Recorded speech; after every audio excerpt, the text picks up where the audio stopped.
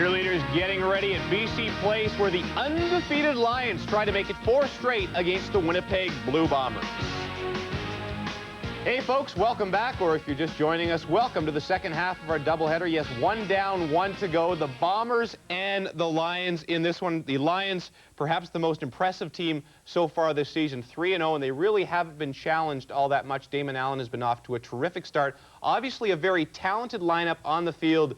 But Mr. Schultz says it's not just the guys on the field that are making this team pretty good. You know, in a lot of ways, the BC Lions have done a great management situation in that Greg Mons is the head coach, and he really allows his offensive coordinator, Joe Paopao, to coach his offensive team, allows his defensive coordinator, Don Lindsay, to coach his defensive personnel. Then Mons is kind of like the motivator. He's the guy that keeps all the players focused on playing at the highest emotional level. You add a good ownership in terms of David Braley. The thing that impresses me about the BC Lions is it just seems from top to bottom they started to create the stability that's necessary to enhance a franchise, to make a franchise very profitable as time goes on. There's nothing more important than winning and losing. By far the biggest issue in playing football. But the fact is that right now, a lot of unknown phases about the BC Lions are coming together, and they just might prove it tonight against Winnipeg, James. All right, now you've been bragging about the Lions since the start of the season when you picked them. What about these Bombers? They're definitely an improved football team, but do they have any sort of shot tonight? Well, they are an improved football team, but they're improving slowly, and basically for the people of Winnipeg, it's going to take some time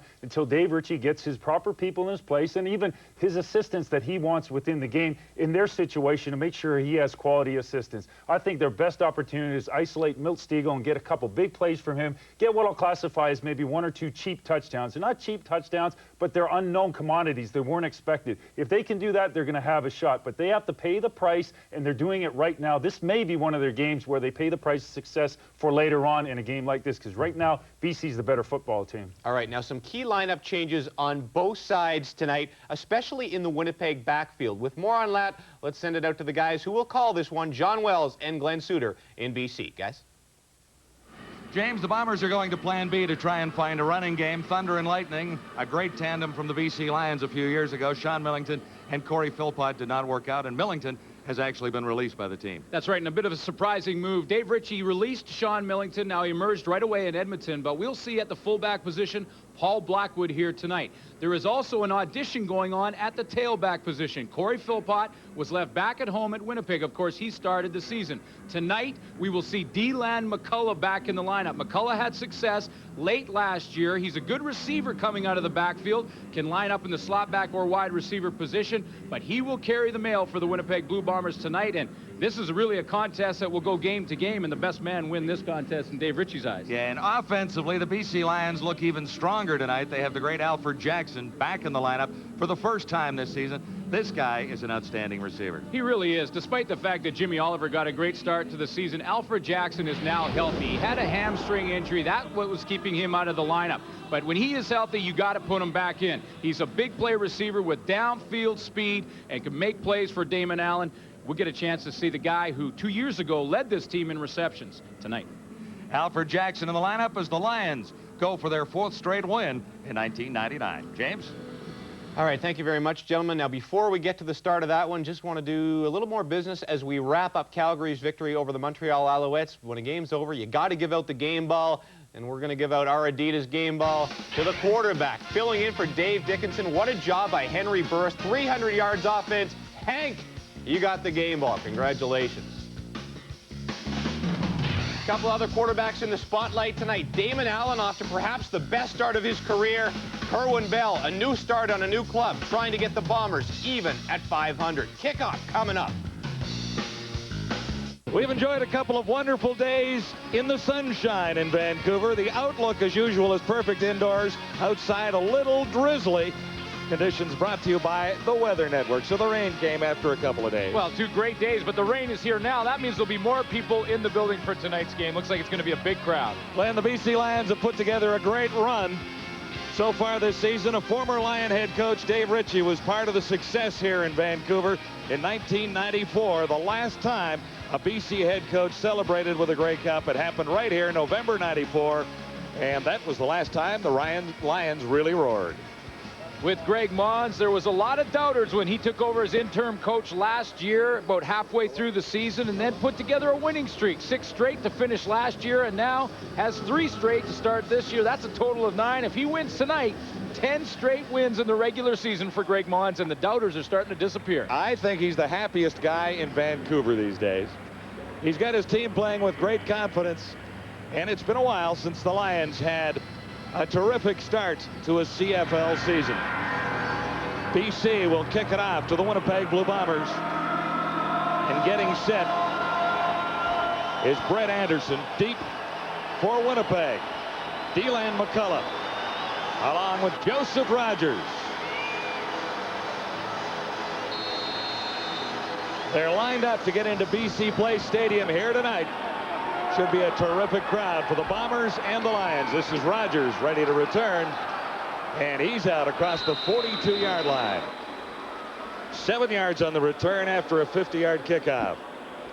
Tonight's starting lineups for Midas. Car care the way it should be. Kerwin Bell feeling more comfortable every game as the #1 quarterback in Winnipeg. He gets another star receiver with Robert Gordon in the lineup to join Milt Stegall tonight. New in the backfield, Deland McCullough. Up front, the line is intact and solid with Dave Van Konitz at center. Bombers have a record of 1-2. Some say it should be a little better than that. We'll see if the Bombers respond to the challenge tonight on first down. First carry to Deland McCullough. Wrapped up by Paul Lacoste. The gain is 3 yards. Defensively for the BC Lions, of course, always led up front by the 2 big guys in Johnny Scott and David Chaters. They each have a sack so far this season. David Benefield will drop a little bit from that position. Roger Harper, one of the safeties, he's the wrecker. Raphael Robinson will also play a little in that safety position. Reggie Carthon, a couple interceptions last week versus the Saskatchewan Roughriders.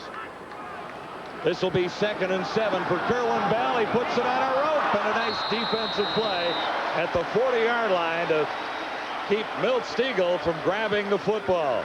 Dale Joseph timed that perfectly. Dale Joseph has played the last couple of games with cracked ribs. He's got very sore ribs. They're very tender. You saw him holding those ribs as he went back towards the sideline, but a great play to start the game for the BC Lions. Bob Cameron averaging 40 so far this season. Jimmy Cunningham waits for the Lions back at his 25. Here's the jet in reverse. Turns the corner. He's got speed to burn, and Cameron goes over to angle him out of bounds. It's Cameron coming up with a tackle, or at least slowing him down. The punt was 41. The return was 47, and the Lions are on a roll already on CFL Live. CFL Live on TSN is brought to you by Castrol GTX Drive Hard. And by Molson Canadian. Here's where we get Canadian. John, Jimmy Cunningham has a lot of moves, but I haven't seen this one until tonight. The old Cunningham spin-a-rama. One step into the pocket, then spin out of there, and then it's a foot race between him and Andre Strode to get to the corner, and that's one that Cunningham wins. Takes off and gets good field position for the BC Lions to start this game. 47-yard return. Cameron in on the tackle, and that's Wayne Weathers also coming up to make the tackle for the Blue Bombers after the big return by the Jet.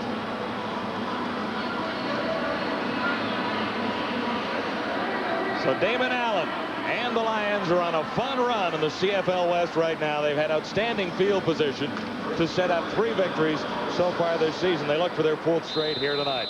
And Alfred Jackson is in to his first game of 1999, flanked just out of your picture to the wide side of the field. On first down, first play is Robert Drummond. We could have told you that was coming. Allen has Alfred Jackson joining a star-studded offense led by running back Robert Drummond, who averages 6.8 yards every time he touches the football. The Lions have had to make some adjustments up front with Steve Harden and Mark Hatfield filling in on the right side because of injuries. Second down. A little over a yard to go, and it's Drummond again with penalty markers down. A play fake to Drummond and tossed. Almost picked out. It is Hamilton in on the defensive play. Nice play action fake to Robert Drummond. Drummond is hurt right now, lying on the field. He got hit by Brandon Hamilton. Offside. BC number 83. Penalties declined. Third down.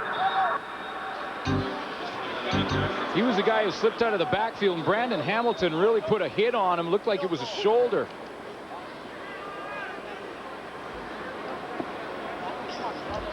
One more look at a great fake by Damon Allen and the hit by Hamilton. You see there's the flag, sorry. Yeah, you see the penalty. There was movement by Rocky Henry towards the line of scrimmage, moving inside to the slot back position. First 3 games of the year, he played a little bit outside and back and forth from Jimmy Oliver and Rocky Henry switching back and forth. Now he'll be all inside with Alfred Jackson in the lineup playing the wideout spot. But this has got to be a huge concern for the BC Lions to see their star running back, the hottest running back in the CFL right now, stealing the thunder away from Mike Pringle, as a matter of fact, and Robert Drummond lying on the field. Leading the way in rushing in Canadian football in '99, 53 carries, 358 yards. He also has 6 catches for 42 more.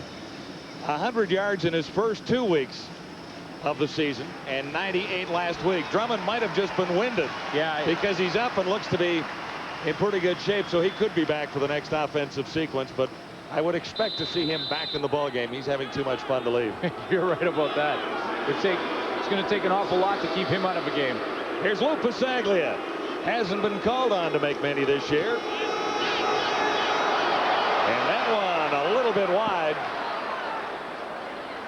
Europe will give up the single point. Wisely so for field position for Kerwin Bell and the Blue Bombers.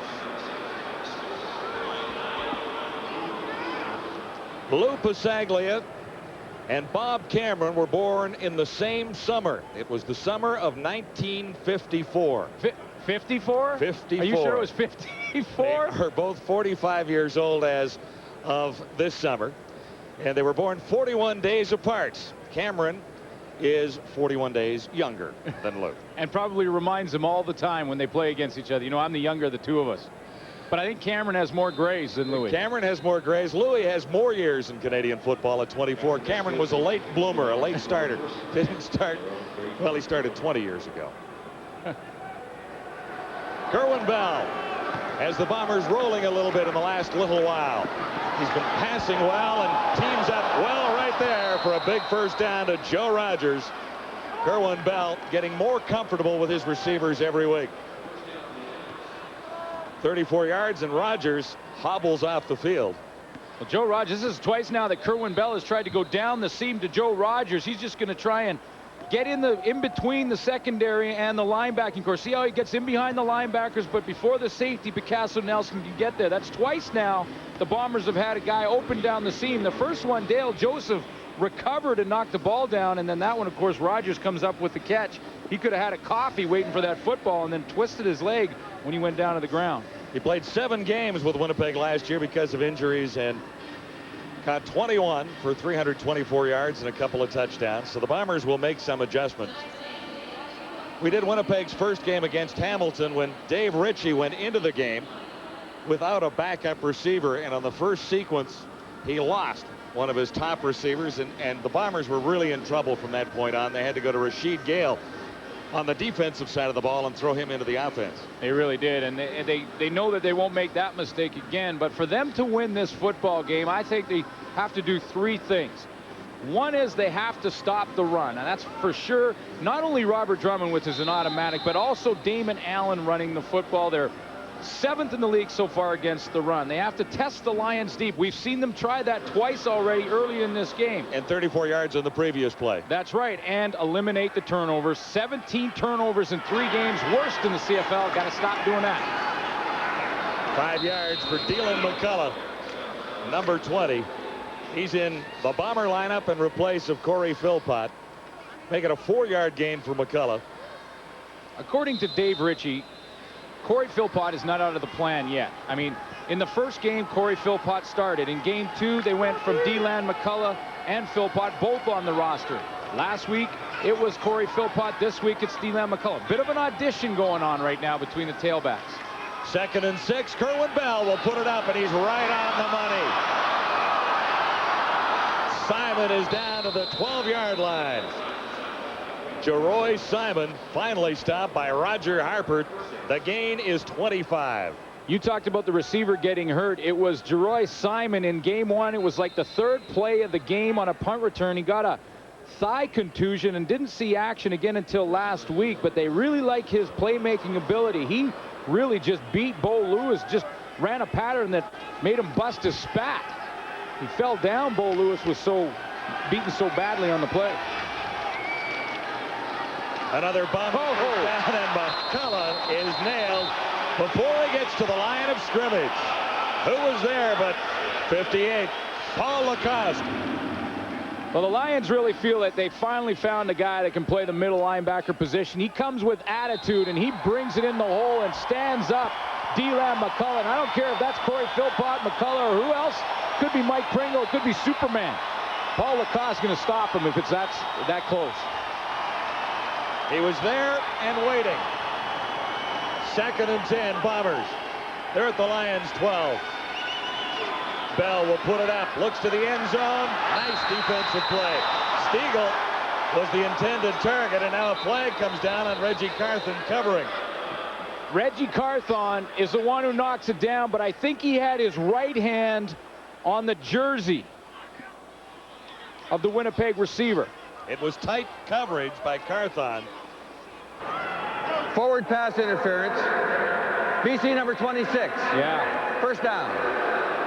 So not nice defensive coverage, as I suggested. It was a little too nice, a little too close, and that'll cost the Lions. It's right to the middle of your screen. See him grab the jersey with the right hand and then reach over with the left hand. It's a good call by the official.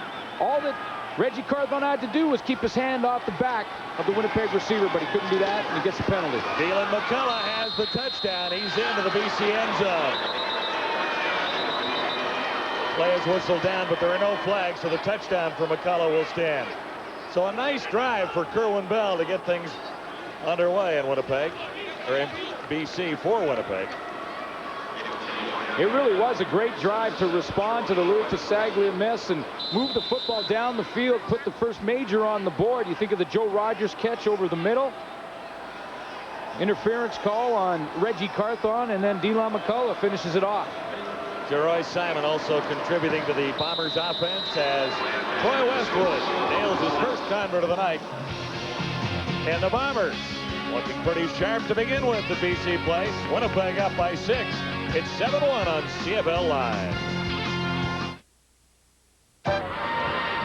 CFL Live from BC Place Stadium in Vancouver. John Wells along with Glenn Sutter. Great start for the Blue Bombers. Nice drive covering 75 yards in 6 plays.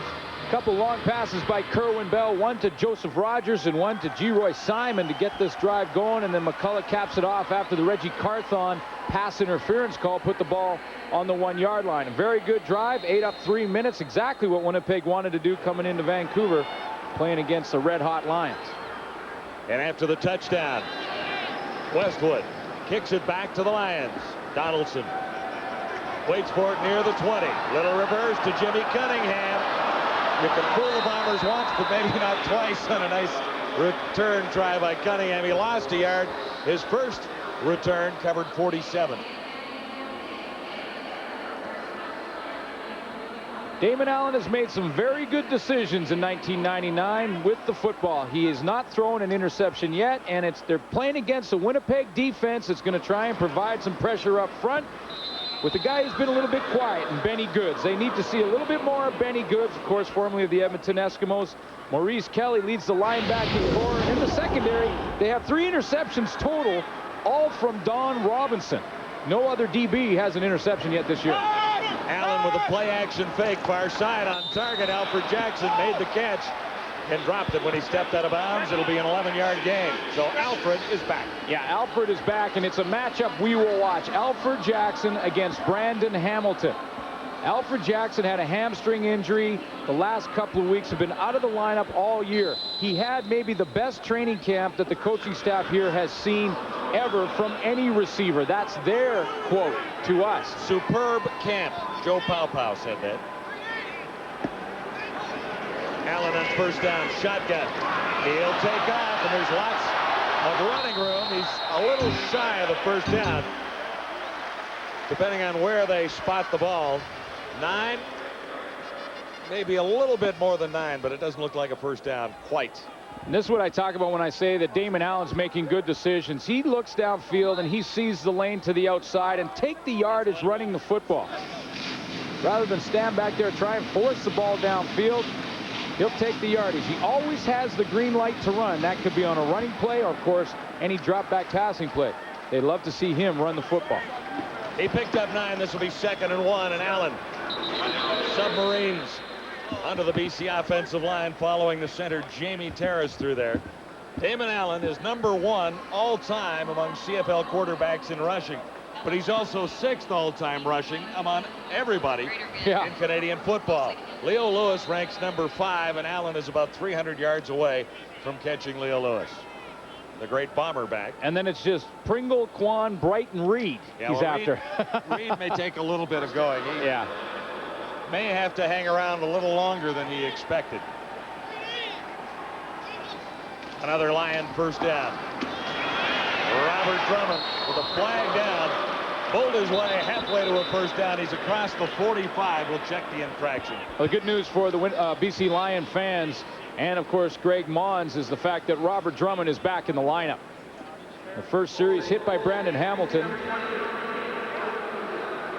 but he walked off on his own, and he's back in the lineup, and they're going to have to do this one again. First down over, the penalty against BC. Don Blair was caught for holding that time. So it's back at the 30-yard line. 1st and 20 facing Greg Mons.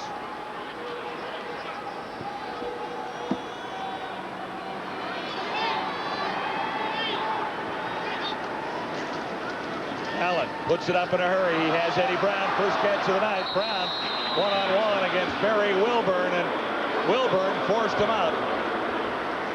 But Brown has close to 10 yards. Talking about guys who've had good years. Eddie Brown started slowly, but last week 6 catches for 107 yards. He really is running well. Talked to coaching staff here in BC about Eddie Brown, and some people were saying in the media that he was on the bubble, that he may want to be one of the guys out. And you look at the coaching staff, you ask them, and they say no shot. Eddie Brown looks great. He had 13 yards in the previous play. This is 2nd and 7. Allen, nice fake, and he has Don Blair for a first down. Blair out across the 50. Blair has been a little quiet in some ways as far as the Lions are concerned. 2 catches for 34 yards last week. Well, it's tough when you're in a receiving core like the BC Lions have. I mean, even if you're a guy with the abilities of Don Blair, you're not going to see the ball quite as much when Eddie Brown's beside you. Alfred Jackson's on the other side, and Rocky Henry, who's really got off to a good start, is in the slot back position. Damon Allen has really spread the ball among his receivers quite well so far this season. 3 to this side. And Allen looks to the far side of the field. One man over there. It's Eddie Brown. 12 yards per gain. Forced out by Don Robinson. I talked about Don Robinson. 3 interceptions for Don Robinson in the '99 season. No other Winnipeg Blue Bomber has an interception. Don Robinson will be matched up on Don Blair, and we'll see a little bit of Eddie Brown in zone coverage, but for the most part, we'll be up against Don Blair and Rocky Henry for the entire evening. Damon Allen has completed 4 in a row and moved the Lions to the Winnipeg 46-yard line. Coming. Here's Robert Drummond. And there wasn't much for Drummond that time. Maybe 1. And that doesn't happen very often, that they stop Drummond for a gain of just 1. One way you can do it defensively is run control blitz. Gap cancellation, it's called. And you just try and send everybody up. Watch Mo Kelly. See all the linebacking corps fill their holes. Eric Johnson's got his. He gets the initial contact. It's just cancel every single gap of the line of scrimmage and don't allow Robert Drummond any hole across that line. You have a chance. This is the 9th play of the BC Lion drive. Allen from the shotgun on 2nd and 9. He'll have another first down. Jimmy Cunningham. Bulldog out of bounds on the far side. Cunningham will get into the game 20, maybe 25 times a night on offense if Joe Paopao has his way. Yeah, Joe Paopao like to see him run some hitch screens. What they like to do with Jimmy the Jet is give him the ball on shorter patterns. He's going to come down and just run the turnout. Damon Allen he reads the blitz coming, knows he's got man-to-man coverage. And look at the room and the respect that Don Robinson was giving Jimmy Cunningham. I'm talking about 5 yards of cushion. Cushion is the distance between the DB and the receiver, and that time Don Robinson was way off Cunningham. Cunningham picked up 14 yards. Lions drive continues. Nifty little play. It's to Brown and back to Damon Allen, and the quarterback couldn't catch the football. Fun play. Damon is going to take a ribbing over that when they watch tape tomorrow. Well, it's one of these fun deals. You work on it all week, and everyone has a whole lot of fun. What they've done this year is they've run this reverse. Sometimes it's to Eddie Brown. Sometimes it's to Jimmy the Jet Cunningham. This time, Eddie Brown pulls up and tries to throw backside to Damon Allen. Catchable ball, wouldn't you say? Well, I think he's got to get in those receiver drills a little bit. Anyway, Damon was smiling about it. It's 2nd and 10. Lions at the Bomber 31-yard line. Winnipeg on top, 7-1. Damon Allen fired to the end zone, and no one was home. That was a communication problem between Damon Allen and Eddie Brown. That's where Eddie Brown zigged, and Damon Allen thought he was going to zag. And he missed by about 25 yards. Well, he didn't have time to wait for Eddie Brown to make a decision, so he had to throw the ball before Eddie Brown came out of his break. What he thought was Eddie Brown was going to run the post. You see the pressure he was getting from Eric Johnson, so he had to deliver the football. What happened was Eddie Brown ran the out, not the post. Luke Pasaglia missed his first from 36, and he's wide to the same side this time as well. Rasheed Gale will take it out for Winnipeg. He's out to about the 7, and that's where the Bombers will begin. Lou Pasaglia, tough start tonight in his range, and he's missed twice. Our vantage point from the stadium at BC Place. I'm John Wells along with Glenn Sutter. Good night for football indoors in Vancouver tonight. Well, it's the perfect weather outdoors, and that's why it's good indoors, because when it's rainy outside, the fans come and watch. They don't like it when it's a nice hot day, so they're got a good crowd in here for what should be a great football game tonight. Yeah, for the first few years that this place was opened, it was never raining on game day. Here's Dylan McCullough on first down, Winnipeg. It was always bright and sunny as soon as they opened this building with the roof to protect everybody. Lions struggling a little bit, Glenn. That last drive of 11 plays took 5:27, but they've taken 2 inside the Bomber 40-yard line and come away with just 1 point. They need to get good plays like this out of their defense to turn things around, get a little momentum. Johnny Scott from the backside running Dylan McCullough down. That's not easy for anybody. That's not easy for a DB, but Johnny Scott with great speed and Dylan McCullough. Little gain at 2nd and 10. Kerwin Bell on target for Stiegel, his first catch of the night. But he'll be well short of the first down on a little screen. In a quick passing game, a lot of times you're going to see some chop blocks. Chop blocks are where the offensive lineman will just shoot at the legs. Here's the receiving core out to the right. Quick passing game, 5-step, 3-step drop. Just turn around, make a quick move, and make yourself available for the football. I said well short. Well, not that short, but that short. It's one link of the chain. So how big is that? What's that, about 2 inches? It's a couple of inches, and it'll be 3rd down Winnipeg. This always makes a coach nervous, though. Even though it's an inch or 2 and you get a yard in Canadian football, it makes you nervous because all it takes is a bit of a bobbled snap or somebody to move your call. Yeah. And the fans here would like to suggest that the Bombers have a little problem with that. However, it is not the case. That'll be a first down. No markers down anywhere. Game 1 of the season, the Bombers against the Hamilton Tiger Cats drove deep into Ticat territory and had an opportunity at about the 2-yard line and couldn't get it into the end zone. Yeah, remember that? Yeah, they gambled. We went with Sean Millington. Kelvin Tiggle and Rob Hitchcock came up and made the play and kept him out of the end zone. It really was the turning point early in that game. An early turning point in the game because the Bombers looked very sharp on the drive. They were at home. It would have been a tremendous momentum builder for Winnipeg. They didn't get the touchdown, went on to lose to the Hamilton Tiger Cats. On first down, here's Kerwin Bell. Looking deep again, far side. McCullough has the catch. And a big first down. He broke away. McCullough finally tracked down by Reggie Harper. Well, McCullough, we talked about in the opening of the show, is good out of the backfield as a receiver. This is one of the strengths of D-Lam McCullough. He got outside and is working on David Benefield on the corner route. D-Lam McCullough takes him deep. See Benefield 56, he'll try and jam him, and then he's got to catch up. McCullough gets in behind him, and that's a great catch. I mean, that's a receiver-type catch. Breaks a tackle and goes down the field. This is what they want out of D-Lam McCullough. They love his versatility. Is he looking for regular work, D-Lam McCullough? Well, that's part of the story here tonight. No question about it. The audition continues. Bombers with a 1st and 10 at the Lions 32 after a 59-yard game. Paul Blackwood gets his hands on the football for the first time and has 4 yards. Blackwood had 3 starts with BC, and he can catch the ball, they say. And Dave Ritchie, I mean, Paul Blackwood has been sort of the backup to Sean Millington pretty much all his career. Sean Millington, according to Dave Ritchie, wasn't focused in Winnipeg, wasn't playing to his potential. And of course, Dave Ritchie had both of them here in BC a few years back, so he knows what Paul Blackwood could do, and he thinks it's time for him to step up and get a chance to start. 2nd down. On target again, Kerwin Bell. It'll be interesting to see the spot here. On the catch made by Joe Rogers. Giving him a very liberal spot. It looks like, if anything, it might be about a yard short. And creates an interesting decision for Dave Ritchie early in the football game. This is what Is it a yard or is it a long yard? Yeah, is what he's wondering. Well, this is what they get paid for right here. This is the coach's decision. And it's a tough one. And, you know, unless you've been in those shoes on the sideline, you have no idea the pressure that's on these guys right now to make this decision. You want to have confidence in your own line. If it's a yard or within a yard, and there you get the call from Milt Siegel, a long yard, he's saying.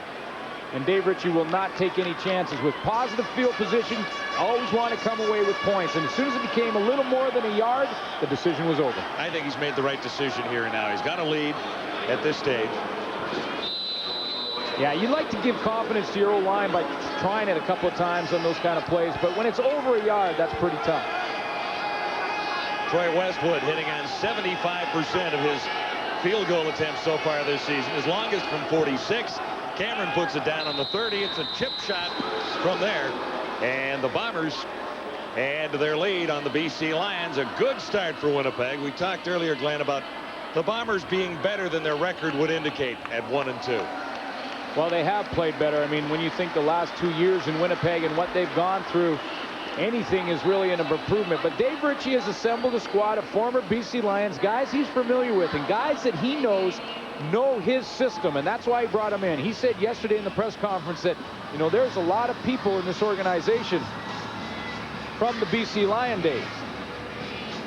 All-time completions and attempts. Damon Allen closing in on Matt Dunnigan. In 3rd spot, Ron Lancaster leading the way. And Lancaster completed a few more as well. First down for the Lions, still looking for their first positive points of the night. Robert Drummond met Johnson that time, number 27. The gain is limited to 4. Well, it's an active linebacking core in Winnipeg Blue Bombers. Eric Johnson, Maurice Kelly, and they're going to have to fly around and what we used to call bow your neck. Bow your neck means you better get ready for Robert Drummond, because he runs the ball hard, and he's been running the ball as hard as we've seen this year. So those linebackers for Winnipeg got to bow their neck tonight. 2nd and 6 after a 4-yard gain. Allen uses the shotgun. Far side of the field. He has Henry, and Henry turned it into a first down. Lost the ball, but that was after the whistle, apparently. Johnson jumped on it quickly, and the gain looks like 6 yards. Just what the BC Lions needed.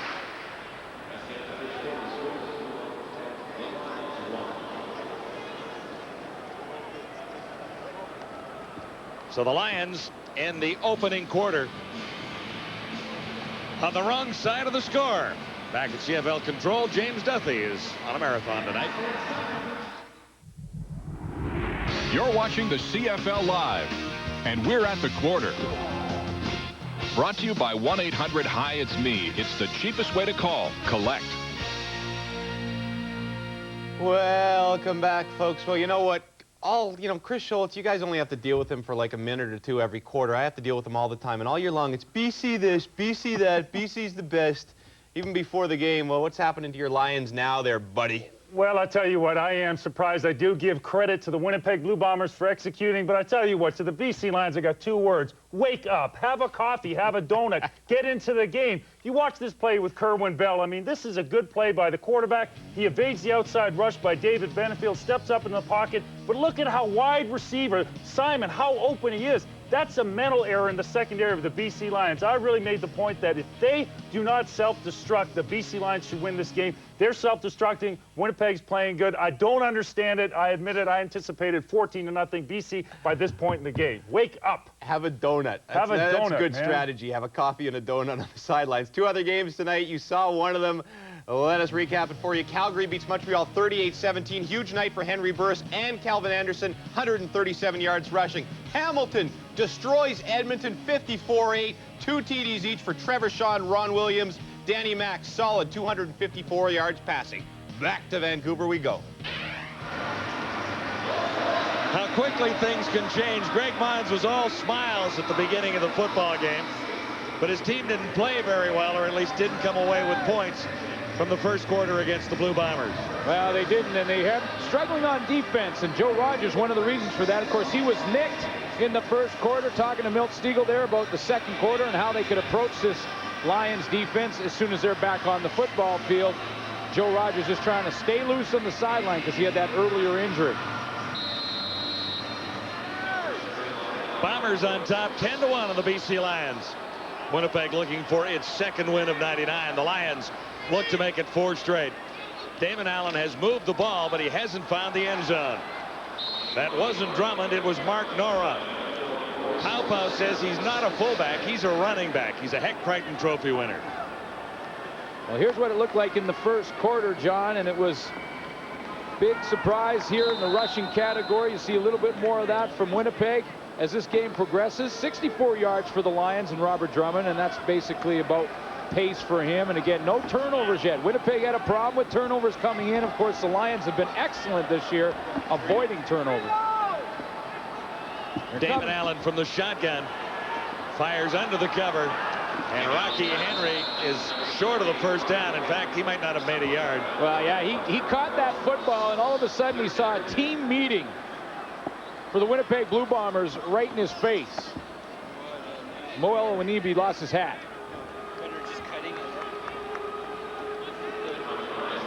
Greg Mons has won 6 in a row last year, 3 in a row to start this season, 9 in a row to establish a record for a BC Lion head coach of 9 straight regular season wins. Here's Lupus Saglet. He missed his first field goal tries, both of them. Punting as he steps across the 40. Joseph Rogers returning for Winnipeg. Not bad. He's out to about the 31. And we've got a timeouts at the stadium at BC Place with the Bombers in control and getting the ball right back.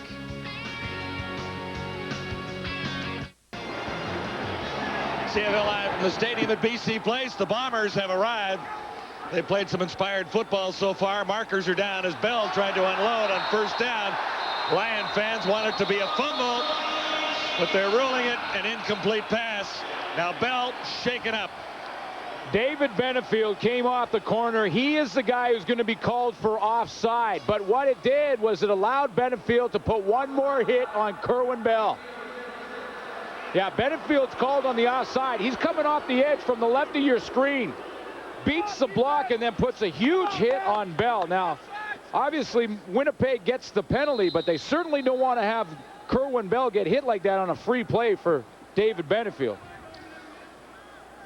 Bell having a pretty good night thus far, 5 of 6. 133 yards.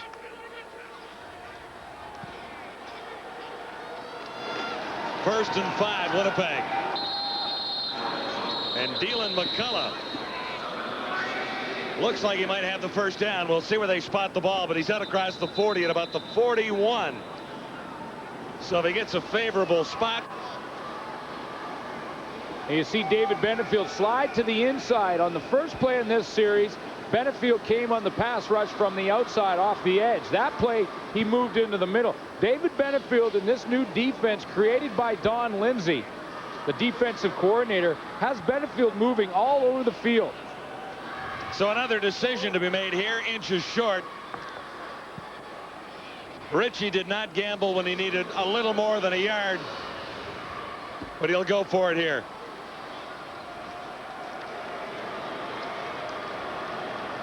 Last 3 seasons, David Benefield has got the job done, and now they're asking him to do some other things on the field. Bell to the first down on 2nd and inches. Actually speaking, they had 1st and 5, and the yards picked up by McCullough, so it was 2nd down and inches. Not a gamble at all, obviously. And Kerwin Bell looking to the sideline to get a lot of his play called.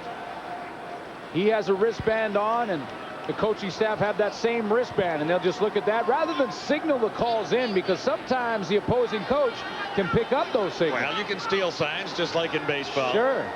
From the 42, first down Winnipeg. Bell is smothered there, and markers go down again.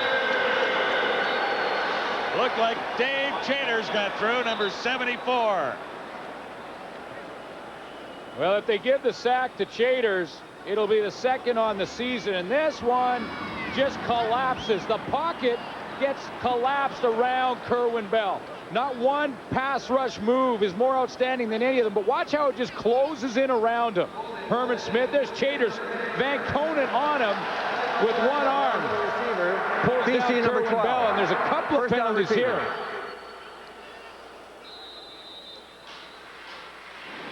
Bombers are charged with holding.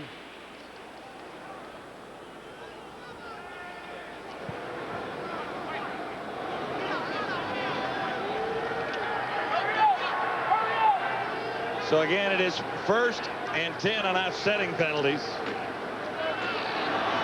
Dylan McCullough, and Benefield is there again. The gain is 3. Benefield very active tonight and moving to a lot of different places. And David Benefield, I don't think has stopped talking either. He's been out there encouraging his teammates. They got off to a bit of a slow start, but this is a defense coming in that ranked 4th in the league against the run, 7th against the pass. They definitely wanted to pick up that end of their statistical categories when they were coming into this one. 2nd and 7. Bombers at the 45 and leading by 9. Nice call. Stiegel made the catch. He's out to the 50. And Bell played it perfectly for another Winnipeg first down and a 15-yard gain. Well, he had the perfect call called at that time, because the BC Lions all crept up to the line of scrimmage. See how they're all up? There's no safety in the middle here. Because there's no safety, Joe Rogers sees that. Watch him just step inside, get Reggie Carthon turned around, and then make a move to the outside. Good recognition from Milt Stiegel and Kerwin Bell. From the 50, Bell puts it up again. Stiegel, the target, almost picked up. Reggie Carthon was with him step for step, and likely should have held on to that one. Reggie Carthon has to go to those ball drills with Damon Allen. I think that's what has to happen. Damon Allen dropped that reverse pass early, and Reggie Carthon, 2 interceptions last week against Saskatchewan, had a chance to get right there at top of the leaders in the CFL with his 3rd on the year, and flat out dropped it. You used to tell me defensive backs like knockdowns as well as interceptions. Only when I knocked them down. They love the picks. 2nd and 10. Bell's next chance, and Stiegel is wide open. Broke one tackle. He's inside the 25. He is the best Blue Bomber on the field, bar none, Milt Stiegel when he's on. One of the keys to the Lions is going to be to contain Milt Stiegel, but Milt Stiegel found the hole in between the linebackers in the secondary. And again, see, David Benefield gives him a jam, but then he gets too shallow. If Benefield gets a little bit deeper, he gets in the throwing lane.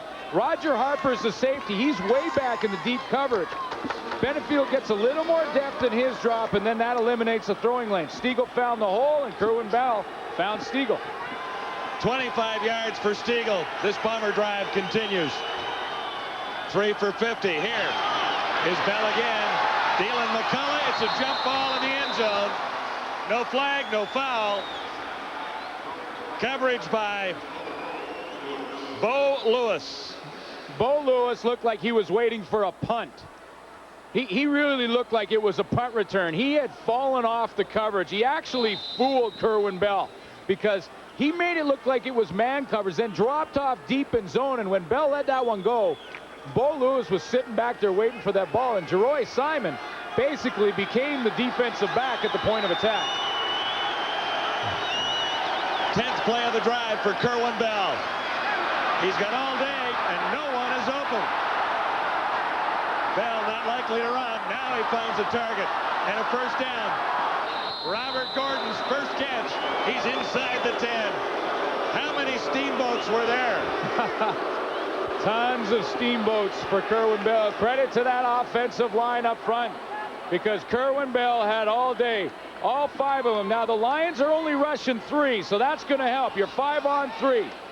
Dave Chater's Johnny Scott, but see Craig Henderson on Scott wasn't letting him go, and then Benefield came late, but it was too late as Mr. Gordon comes up with his first catch. Bell operating like a surgeon tonight. 8 of 11 for 190 yards. Opportunity for Winnipeg here to hit the end zone again. First and goal to go from the 8. McCullough is stopped at about the 6-yard line. Paul Lacoste made the tackle. The gain is 2. Lacoste has played well. You like him as a middle linebacker, don't you? Yeah, I really do like him, and that's a position that the Lions have struggled with over the last few years. And Don Lindsay knows Paul Lacoste from Mississippi State. Really love his tenacity. He's got that mentality for a middle linebacker where the motor is running full speed all the time, and he is just flying around trying to make people pay. Bombers second and goal at the Lions 7. To the end zone, the toss. It was there, no catch. Ah, you dropped that one. Another huge play by Dale Joseph, John. I mean, Actually, a good defensive play. it really was because Simon had it in the end zone. He had his hands on it. But this is a case of second and third effort by Dale Joseph. He doesn't even see the ball in the air, but he goes for the arm, the strip, and then as he's falling down with the left hand, bats it out of there. That's called not giving up on the play and coming up with a big one to hold the Bombers to a field goal. Remember, Dale Joseph's playing with bad ribs right now. Westwood is in. Cameron has it down. Westwood puts it through, and the Bombers settle for 3. Nice drive. Kerwin Bell, hot hand. Winnipeg on top of the Lions, 13-1. It's CFL Live from Vancouver. We told you the Bombers were better than their record would indicate. 1-2. 1 win, 2 losses. They had opportunities to win last week and have turned it over. The Bombers have put some points on the board tonight. Let's see if the Lions can respond. First down from the 35. Eddie Brown made the catch and comes up about 3 shy of a first down, maybe 2.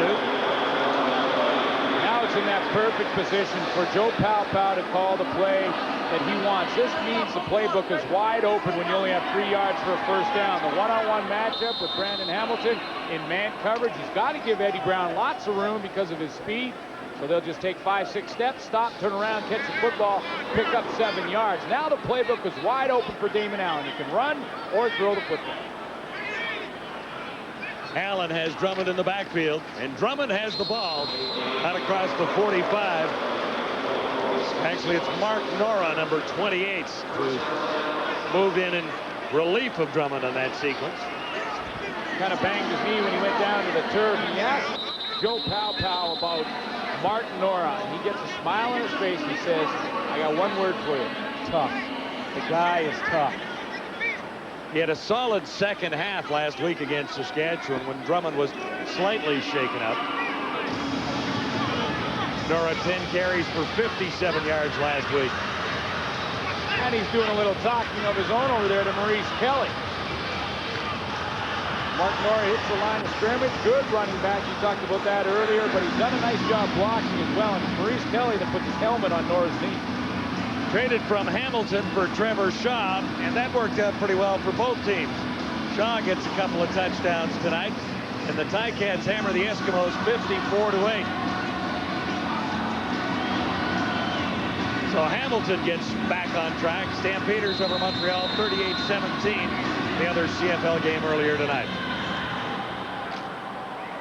So the Lions at this point, the only perfect team.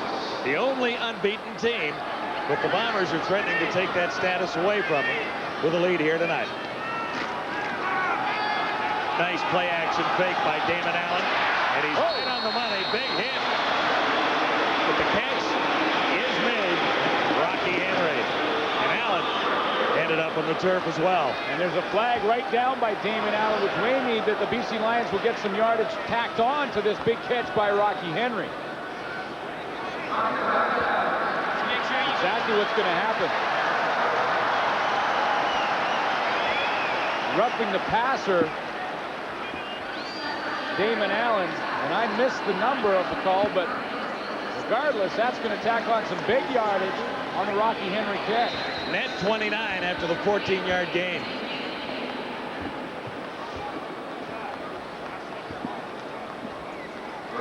So the Lions inside the Blue Bomber 35-yard line at about the 33 now. 1st and 10. Allen's got a nice drive going, aided by penalty on the last one. And he keeps it on the ground. Scribner is in the middle of all of that down there. So is Grant Carter. They're trying to squeeze the ball loose from Robert Drummond. He asked Dave Ritchie what he thought they had to do to win this game, and he just thought Robert Drummond was the key. Because with Robert Drummond running the ball the way he is right now, that takes the pressure off Damon Allen. He only has to make 20 plays in the game successfully out of his 50 or 60 rather than having to make 40 or 50 plays on his own. When you got Drummond in numbers like that, you can get her done. Over the last 2 weeks, some great numbers for Drummond. Here's Allen on 2nd down, and that'll be a 1st down. Don Blair gets inside the 20-yard line. Well, Damon Allen's moved the football inside the 30-yard line, but both times when they got down in scoring position, they had to settle for Louis Pasaglia field goal attempts, and he missed both. So now this is in the red zone when you got to capitalize, get back in the football game with the major. Don Blair got inside the 20-yard line at the 19. Blair with 8 receptions for 83 yards coming into this one. Big catch there, though. And Allen sends 2 receivers to the near side. Lost the snap, and the Bombers have the football. Benny Goods, number 40, is on top of it with no flags down, and the Bombers are saying it's our ball. And that's exactly what Benny Goods is saying. That ball snapped right through the legs of Damon Allen. It was almost like Jamie Terrace, who's had to move to center with some injury problems, thought it was a shotgun and snaps it. That's what he did. Jamie Terrace thought that Damon Allen was in the shotgun. But you know what? The ref had not blown the play in to start it. And that's why the Lions regained possession. 2nd and 20 on the loss. The Lions dodge one there. Allen looks deep. Eddie Brown couldn't hang on, and that was a catchable ball that would have given the Lions an opportunity to keep the drive alive. And you know what he did? He tried to make a move before he had secured the football. And for the young receivers watching this game, Cardinal rule number 1 you don't want to break is keep your eyes on the ball until you've secured it. And Eddie Brown, you're going to see, watch as he turns away right there. See, he turned his head downfield because he thought 6 points, and he forgot one thing. A pigskin. Yeah, and he was lucky that didn't get intercepted because it deflected up. So Lou Pasaglia, 0 for 2, missing from 36 and 38. We'll have this spotted at the 36 again, and this time, Sweet Lou nails it. So 3rd time lucky for the Lions. They have a field goal, but still trail the Bombers on CFL Live. It's 13-4. In 79. We're at the stadium at BC Place tonight. Tomorrow we head to Taylor Field in Regina. The Argos and the Rough Riders. Should be a pretty good game. The Riders are in a little trouble, and we'll be ready, I'm sure. Well, they've made some changes. Cal Murphy cut Gary Rogers from his front 7 and Eric Sutton from the backfield. Glenn Rogers Jr. is now on the practice roster there. Not sure if he'll play tomorrow night, but may be in the lineup very soon. So they're trying to find the right combination in Saskatchewan, but that should be a great game tomorrow night. A big game for the Riders at 0-3. The Argos are at 1-2, and that's Adidas Friday Night Football tomorrow. The matter of the moment right now, a return by McCullough, who bowled his way for about 4 extra yards. Well, this is a big series for the BC defense. Winnipeg and Kerwin Bell has moved the ball efficiently. Look at that, 8 for 12, 190 yards. Good decisions because he has 0 interceptions. More importantly, 28.3 yards per completion by Bell, too. Yeah, and that's a little help from his receivers running with the football after they catch it. So Kerwin Bell's moving the football successfully against this Lion defense. They need to respond here and try and get the ball back. Try and get a little closer before halftime. And Bell has 13 points on the board compared to 4 for the BC Lions. 1st and 10, Bombers from the 43. McCullough. Oh, boy. And he ran into Benefield. There's not much there, maybe a yard. This is the quickness of David Benefield, and this is what he can give you because David Benefield has dual responsibilities on the play. One, he has to contain Kerwin Bell. Now, he knows Bell's not a runner, so he can gamble more against Kerwin Bell than he could, say, against a Nealon Green type of quarterback. But David Benefield decided on the snap of the football he was getting involved in the run, and he snuffed it out and eliminated it. Matt DeBuck in at one of the receiver spots for Winnipeg on 2nd and 9. Kerwin Bell had time, but no more. He's having a game, John. David Benefield one more time. He's having a game tonight. Talked about the Lion defense needing to respond. Well, David Benefield took it upon himself to get him going. Here he is. He's going to loop around on the stunt with Johnny Scott going inside and make the sack untouched on Kerwin Bell. He's going to come from the right of your screen, and no one blocks him. Kerwin Bell cannot get away from that. David Benefield, back-to-back plays. That was 56. Back-to-back. All the way. 9 yards the loss on the sack. Here's Cameron. Jimmy Cunningham tripped up by the first man down, and he never got his momentum after that. 5 on the return, 45 on the punt by the veteran Bob Cameron, kicking against his old pal Luke Bisaglia. And BC plays tonight. Pretty fired up. David Benefield doing it all for the Lions right now. It's CFL Live, and it's Winnipeg on top of BC, 13-4. Wake up to the taste that makes every day feel. Double shift for James and Chris tonight. I think it's only fitting to hang around to the conclusion of this one. Yeah, they're putting in a little OT back there in control.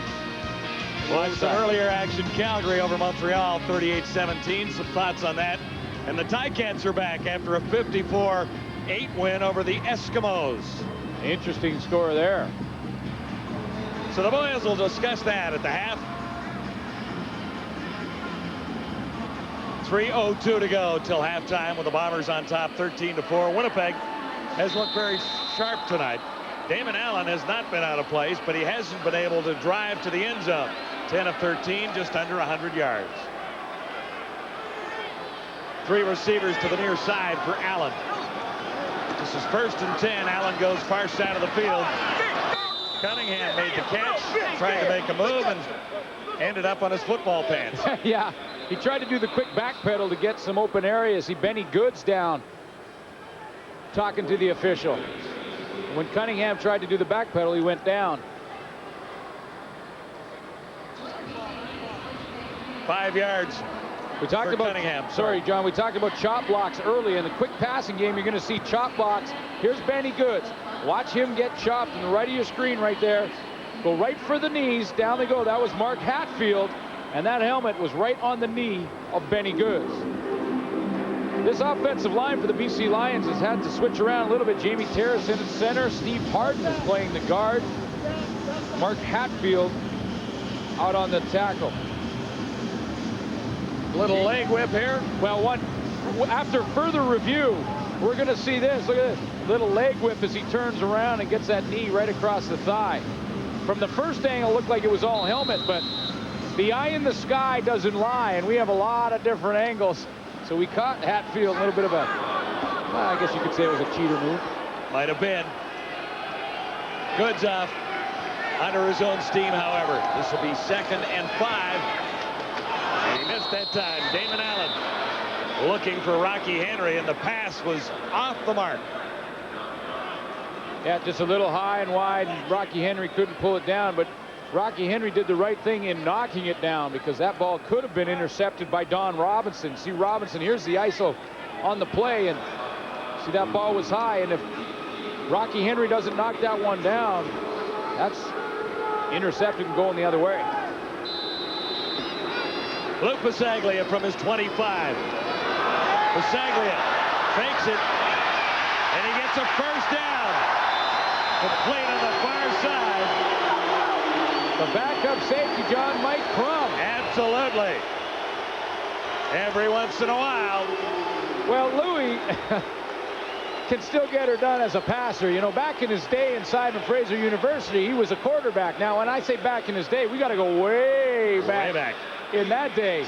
But he sees the pressure come off the edge without any containment responsibility. See how he beats Milt Stegall to the outside, and then with Mo Kelly in his face, throws a pretty nice little floater ball down to Mike Crum, and they pick up the first down. Nice touch on that for Louis Pasaglia. That's his 21st CFL completion in 24 seasons. One a year, why not? Allen missed on first down. Flags come down. Now, Wilburn spotted there, do you think? Well, this is Barry Wilburn on coverage on Eddie Brown. And Forward pass interference. Winnipeg number 1. I don't know about this one. I mean, Barry Wilburn, I'm not sure if that ball was deflected by Eric Johnson at the linebacking core. If the ball is deflected by the linebacker, number 27, then there's no interference. See, 27, now does he? No, he does not touch that football. So the Lions have a first down. 3 receivers near side. Allen is looking in this direction. And he looked to Henry. Picked off at the 7-yard line. Brandon Hamilton. That was a little underthrown, and Henry had to wait a bit for it. Well, once again, the Winnipeg Blue Bomber defense bend a little bit, and the Louis Pasaglia play, and then don't break, and Brandon Hamilton comes up with a big interception. The Lions were trying to get what's called the wheel. They wanted Alfred Jackson right down the middle and then sneak Rocky Henry out down the sideline. Brandon Hamilton took about 3 steps. Damon Allen had to throw it. You saw the pressure. Hamilton, see him? He baits him and then floats out to Rocky Henry and out jumps him for the football. Bombers have not intercepted a great many passes so far this season. That's a crucial turnover there. They're 4th as a team, but Don Robinson had all 3, so Brandon Hamilton's now on the list. Bell starts deep in his own zone. McCullough has about 4. Bombers have moved the football effectively tonight. Well, they have, and they can expect that the defense for the BC Lions will come with some pressure in this play on 2nd and about 7. David Benefield has been the key for the BC defense so far tonight. He'll move around and likely be coming after Kerwin Bell on this play. We'll watch at 2nd and 6. The Bombers at the 10-yard line. Winnipeg on top, 13-4. Bell has Stegall. He spun away from the first tackle, and he's out. This is the foot race. Stegall has great speed. Can he be caught from behind? It looks like Stegall is going all the way. 100 yards. Milt Stegall. And he should have been stopped about 96 yards ago. Wow. Now, I knew Milt Stegall had some speed. But that is breakaway speed right there, because Milt Stegall takes this ball. He has the football in his hands the whole way. It's harder to run when you have the football. Here's Milt Stegall right here. Going to catch the little curl. Now, Dale Joseph missed the tackle on the initial break. Here comes the missed tackle. Now, watch Stegall run away from everybody. Picasso Nelson has an angle. Eric Carter gets involved. Look at that. Eric Carter can't catch him. Remember, Milt Stegall has the ball in his hands. That's hard to run when you get the football. It slows you down. 100 yards for Stegall. And the Bombers have a big surprise for the BC Lions. Wow. At this stadium at BC Place tonight. Stegall, 100 yards. You can't coach that. You can't coach speed. And that's why coaches love to have speed, because Milt Stegall just turned a curl, a 6-yard curl, into a huge touchdown run. Little quiet in this place right now, is it not? Well, Eric Carter has a great angle. Look at number 2. He just cannot catch him, and Eric Carter is not making up any ground. In fact, Milt Stegall picked up a yard as this play develops.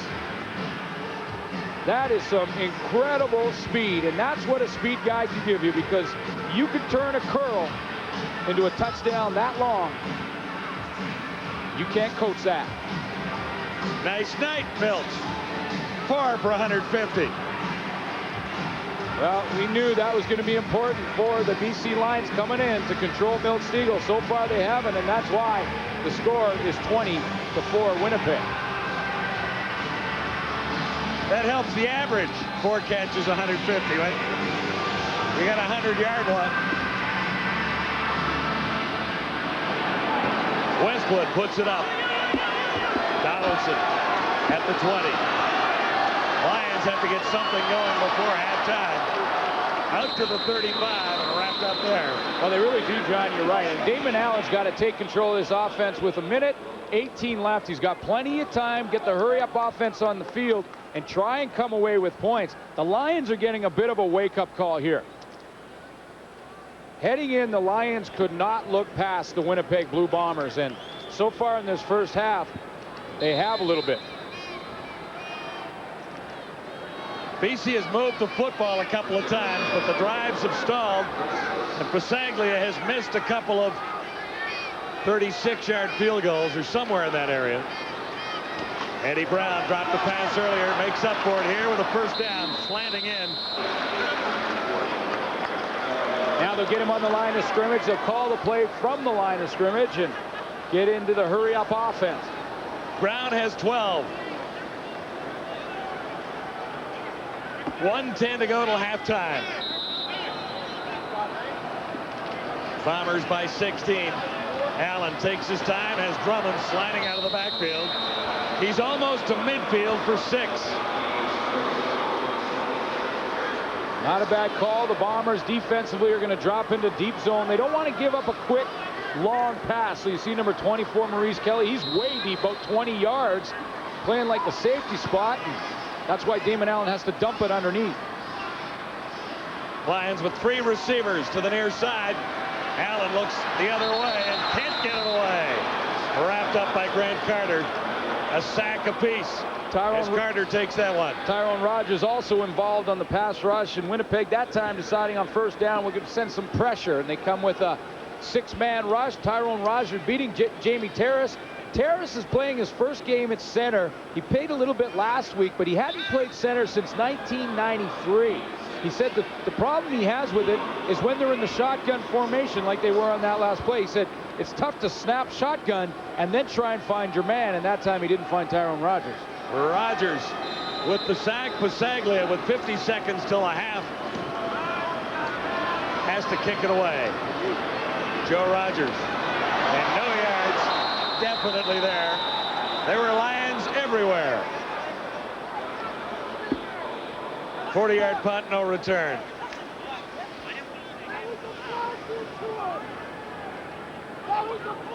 Well, now, you know, if you're Kerwin Bell, you have a little different strategy than Damon Allen had. Allen had to come out and try and get the ball down the field. Now, Kerwin Bell, with 39 seconds left in the half, wants to just get out of the half with this big lead. He doesn't want to turn the ball over now. He'd like to run it probably with D-Lam. No yards. BC number 10. First down. Dave Donaldson called here. Did he get blocked into the return guy? Yeah, it looks like from our angle he was getting run in there and got pushed into the no-yard zone. You be the judge. I mean, here comes the football going really slow. Right there is where the block is happening, and it looked like it was Brandon Hamilton ran Dave Donaldson right into the no-yard zone. Kerwin Bell near side has Stegall, and Steagall's going nowhere this time. They'll take special precautions to make the tackle on Stegall after he took one for 100, won't they? Oh, yeah. You know, they'll be gang tackling Milt Stegall from now on. Because if you don't, he gets some steam going. Watch out.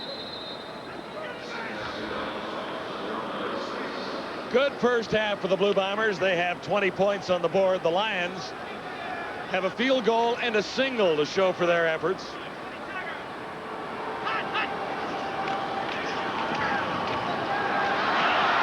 Barely got it away. Lacoste was coming. Kerwin Bell. He got hammered, didn't he? Yeah, he got hammered. And Paul Lacoste almost picked that one up. I mean, Kerwin Bell is upset with his offensive line. He felt that they should be able to block 4 guys. It's 5-on-4.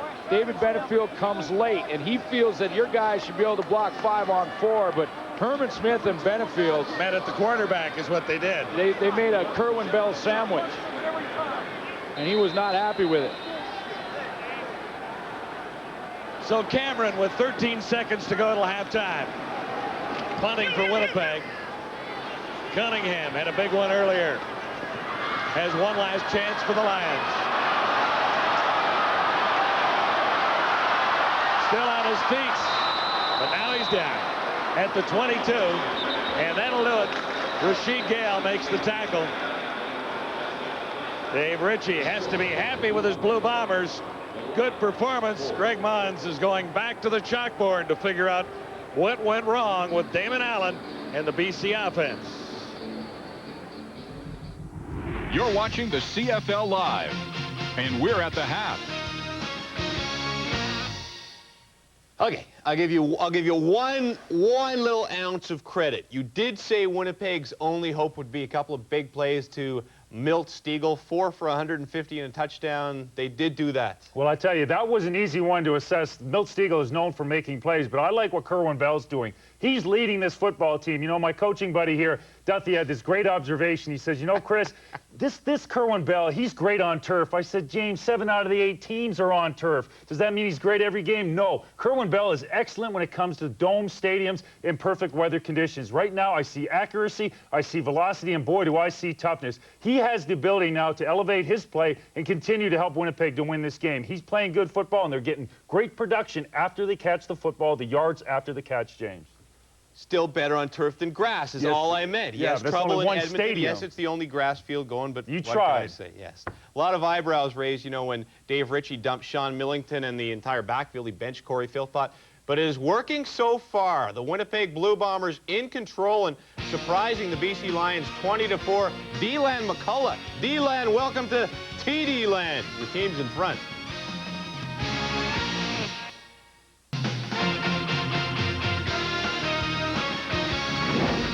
Welcome back, folks. Well, last year, Henry Burris was Calgary's 3rd quarterback and barely ever played, yet he was always happy.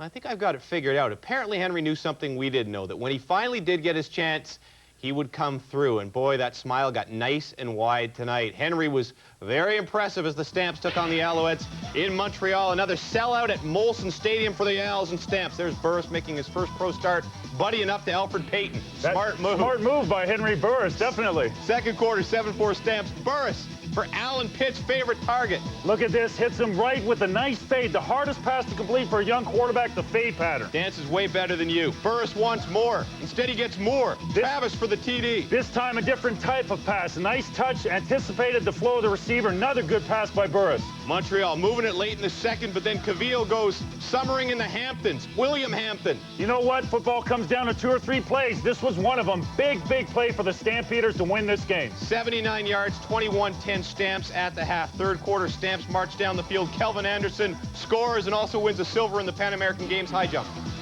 Kelvin Anderson, 137 yards.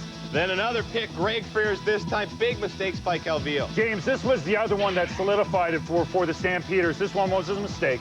38-17 is your final. Anderson, 134 yards. And Henry Burris, yes, our game ball, 269 yards and 2 TDs. Calgary, very impressive. You know, Calgary was very impressive, and at the beginning of the football season, the biggest if in their team was if that offensive line was kind of going to come together and play some good football. Well, with Kelvin Anderson getting 137 yards, the fact was that they dominated the line of scrimmage against a good defensive line in Montreal. The whole game long, the Alouette defenders could not get off the blocks, and that was a key sign for Calgary to progress this season. That offensive line matured this game tonight. All All right, now there was one other game tonight, the Eskimos visiting Hamilton, and a warning for you folks in Edmonton, the following images are very shocking and disturbing.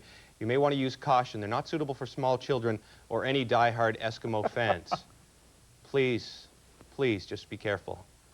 It was ugly, folks. Early on, Nealon Green just fumbles. Joe Montford up and running. Go, Joe, go. This is the longest sprint he's had in a long time, deserving of a great defensive end. 14-1 catch. Ronald Williams already with 1 TD, gets outside. 21-1 after this one. Ron Williams is the key to this game. He had a great game tonight, and he'll win more games by doing that. Nealon finally gets a break. Tip ball. Terry Vaughn TD, still 31-8 at the half. Third quarter, welcome to the Shaw Festival. It would be Trevor Shaw. Wide open, Danny Mack hits him. Oh, beautiful play by Danny McManus. Stepped up into the pocket, didn't lead his receiver, but had enough power to get Shaw the football in stride. Nealon Green, tough night. This one gets tipped by Mike Philbrick, picked off by Rob Hitchcock. His third of the night. Like Chris Schultz at a Limp Bizkit concert, this one got way out of hand. It definitely did. Hamilton 54, Edmonton 8 is your final score. More bad news for the Eskimos. They lose yet another running back to injury. First Mills, then Phillips now. There McCullough goes down. That's 3 in 4 weeks. And the Hamilton Tiger Cats, anybody was saying what was wrong with Hamilton? Nothing's wrong with Hamilton. There's nothing wrong with Hamilton, but still, this was such an important game for the Ticats, because if they had lost this one, Ron Lancaster would have looked at Mike McCarthy and said, well, maybe it's time for some personnel changes at key positions. Instead, Ron Lancaster looks at Mike McCarthy, kind of shake their head, and they say, you know what, we're fine. Hey, continuity of personnel wins football games. Hamilton should continue to progress successfully. 54 points is a lot of points on a good Edmonton defense. Congratulations, Hamilton, James. All right, now we've still got a half left in this one and one more game tomorrow on Adidas Friday Night Football. But let us look forward to next week in the CFL Week 5. Get out your day planners and write this stuff down. We've got the Rough Riders and the Ticats Thursday, Lions and Stamps, Bombers and Argonauts sandwiched in between. And then we've got Adidas Friday Night Football, the Alouettes and the Eskimos, two teams that came out on the losing end tonight. Watch it on TSN. If you can't watch it on TSN, go out and see it. Here are your ticket numbers.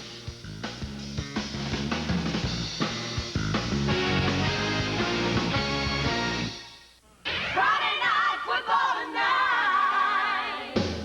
Pinball Clemens and the Argos trying to improve their record to 500 tomorrow night on Adidas Friday Night Football. Saskatchewan just trying to get their first win of the season. We're on the air at 10 Eastern and 7 Pacific.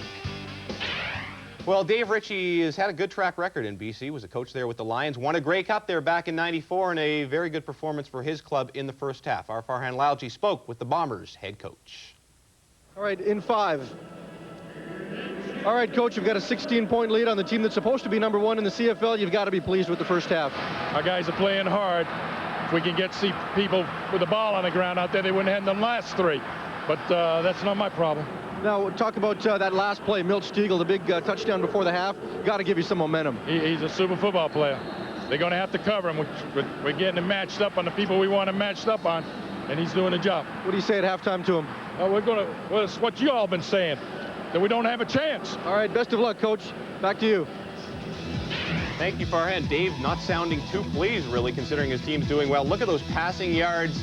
Very big for the Winnipeg Blue Bombers, and of course BC with that big turnover. Chris? Well, I tell you what, the BC Lions, if they want to keep in this game, they win or score first and score often, because not only is Winnipeg winning on the point board, but they're also winning in terms of aggressively attacking BC verbally. This game could get ugly in the second half, because right now Winnipeg is winning the battle in terms of intimidation, not just the points. Big surprise so far at BC Place. The Winnipeg Blue Bombers, very, very impressive. Dave Ritchie shook things up this week, and so far paying off big time as his team is in front 20-4 at the half. When we return, third quarter action. So far, Stiegel has been regal, and the Bombers are out in front.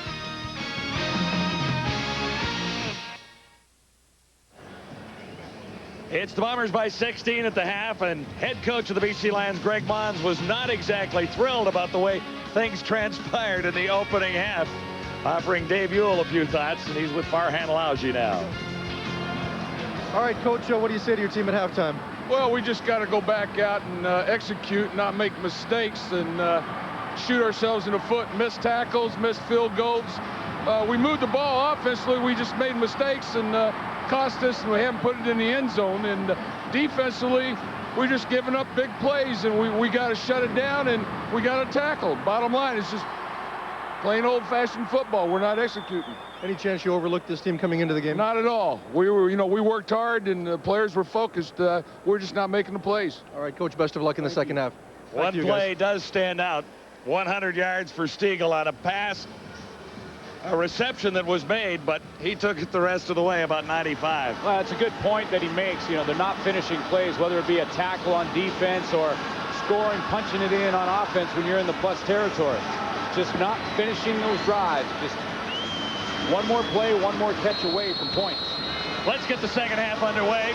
Guaranteed the BC Lions will be a little bit better. Take nothing away from the Bombers. No way. Kerwin Bell did a heck of a job in the first half. Donaldson for BC on the return across the 20. Swings it wide to the other side of the field. Lost his footing. And he ran a long way to get about 5 on the return. Well, make it 11. Damon Allen moved his football team, couldn't get to the end zone, and there were 2 missed field goals. Couple missed field goals. Great night, or so far a great night for Kerwin Bell. 10 of 15, 1 touchdown, 0 interceptions. Problem coming in, and he's already close to 300 yards. Of course, Stiegel had the big 100-yarder on his own. Damon Allen had the 1 blemish, his first of the year. The 1 interception to Brandon Hamilton. Rocky Henry to the near side on first down BC. Lions beginning at the 30. And Robert Drummond, more than halfway to a first down. He's got 7 yards. You wonder what the BC Lions, John, have to do in the second half to get back in the football game. Down by 16, you don't have to panic. Robert Drummond has been the game plan for the BC Lions offensively in the first 3 games of the regular season. You got to stick with Robert Drummond. You got Joe Paopao, Danny Barrett, and Damon Allen. That's a lot of football experience. You know, they went in there at halftime and said, guys, go back to the game plan. The game plan, 29 left, 29 right, 29 middle. And then a little Damon Allen thrown in there as far as the running game goes as well. Allen on 2nd and 3, and Don Blair has the first down. No, he didn't hang on. I thought he made the catch. Well, so did I. I mean, it looked like it was in between his legs a little bit, but it must have one-hopped, and he caught it on the one-hop because the ref was right on the scene and waved it off. Now, here's another look at it. He's going to come from the left of your screen. Little dump pass. Pick up the hot. Now he's got the ball there. It drops out, hits the ground, and bounces up. They made the right call. Sure did. Lou Pasaglia inside his 25. Boy, he's steady, isn't he? He nailed it. Rogers returning. Looks for room to the outside. He'll get a little bit here. Nice return going. But he gets a block. He's still on his feet. No flags down. He's still in bounds. Still going until he gets to the 35 inside the 30-yard line. What a return for Joe Rogers. 59 yards on a 50-yard punt. Well, that's just sloppy coverage. Greg Mons talked about the little things, making a tackle, making sure you have contained the little things. Now watch as Joe Rogers takes off to the outside. There's the first miss by Roger Harper. Krult to the outside, can't come up with the tackle. He's got to stay wide and keep him in. Jason Krult, and then it's down the sideline, and Louis Pasaglia, the last guy back to get him out of bounds. 59 yards on the return. Outstanding field position for the Bombers on first down. That's Dylan McCullough. McCullough has 3. Maybe a little less. We'll see where they spot it. I mean, it's pretty good field position, obviously, for Winnipeg Blue Bombers. And Kerwin Bell with the hot hand. Love to play on half the field like this all night. Yeah, they'll come away with points here, almost guaranteed. Yeah, without even making a first down, they're field goal range already.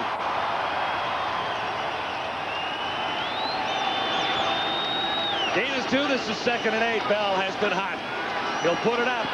Looking to the far side. Stiegel was the target, and a chance for the interception. Eric Carter had 3 in week 1, and a good shot there. And Dale Joseph also covering.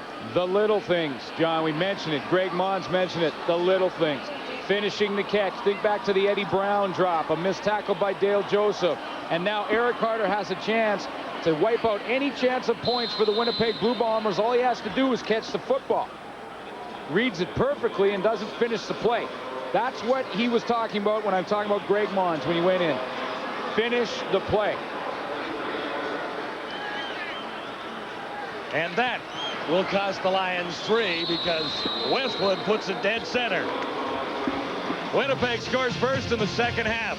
It's 23-4. You're watching CFL Live from BC Blake.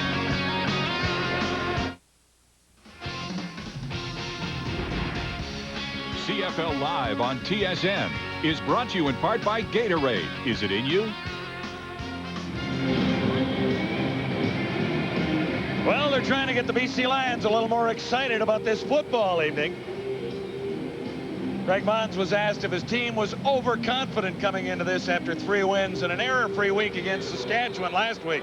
Do you think the Lions looked a little overconfident first half? I don't know if they were overconfident, maybe just looked a little past Winnipeg, but they have a whole half to make amends, and got to get number 7 involved as well. Here's Don Blair involved, but he can't shake a tackle and picks up just a couple. Carter was there. Well, when you compare a couple of the real stars in this game, and Alfred Jackson playing in his first game coming off the hamstring injury, he just has the 1 catch, and he's battling against another superstar with the white jersey on in Milt Stegall. And right now, after that 100-yarder, Milt Steagall's numbers look awfully impressive. It's 1-0 Stegall so far. But, you know, Alfred Jackson coming off a hamstring injury, you're going to ease him into the lineup. He'll always play the wide side of the field, sort of be the 3rd read until he gets comfortable again. Allen on 2nd and 9. And Blair has a first down. Good run after making the catch. He hangs onto the ball. 17 for Don Blair. Sometimes when you're a team that you may be not necessarily overconfident, but maybe looking past Winnipeg, and that's when you don't finish off plays. Like, you sort of take for granted that you're open and you kind of drop one and you think Eric Carter's interception and things like that. And that's really what's happened to the BC Lions in the first half. 4th catch for Blair. He has 37 yards. Another carry for Drummond. And he has 4 more. Out across midfield by inches. Lions trailing 23-4. The Bombers off to a good start at BC Place. You know, we should give some credit to this Bomber secondary as well. Joe Palpel's doing everything he can, calling the signals, and they're getting some guys down the field. But Barry Wilburn and Brandon Hamilton on the corners have done a pretty good job against 2 great receivers in Eddie Brown and Alfred Jackson.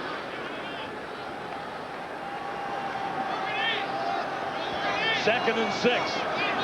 Lions right at midfield. Here they come. Allen got it away. Blair under the cover and dragged down on the far side by the safety Tom Europe. So Blair's on a nice little roll. All-out blitz by the Winnipeg Blue Bombers, which means safety Tom Europe has to come out of the middle of the field and cover in one-on-one situation. Now, as a safety, when you do that, you come from depth and you're also moving forward, which makes it a little bit tougher to cover. Usually you want to start out backwards. So you see now, Europe had lots of room, giving Blair about 4 yards cushion. Blair just turned around and picked up that football. 14 for Blair. 1st and 10 for the Lions. Here's the heat. Allen got it away. And Cunningham couldn't bring it home. Just a little off the mark. You know, when you look at Damon Allen's numbers at the end of the night, that will go down as an incompletion for Damon Allen, but it really should go in Jimmy the Jet Cunningham stats. Catchable football. Can't put a fork in it. Even though it is a pigskin. It's a pigskin. You got to put a fork in that baby. 2nd and 10 Lions. At the Winnipeg 50. Allen has time, looking deep. Jackson the target, or rather Eddie Brown. And Allen just missed. It has been 3 straight games that this has happened to those two. Eddie Brown and Damon Allen. And I talked about how well Eddie Brown is running this year, and the coaching staff very impressed with his speed and how he looks like the Eddie Brown of old. And I tell you, he has had Eddie Brown in 3 straight games in behind coverage, one-on-one on Brandon Hamilton, and Hamilton just bails and starts running with him. But see how he's in behind the coverage by a step, and that's how close they have been all year. If they can start hooking that one up, this could be an awful potent attack between those two. Louis Pasaglia missed from 36 and 38, and he's wide to the same side again here.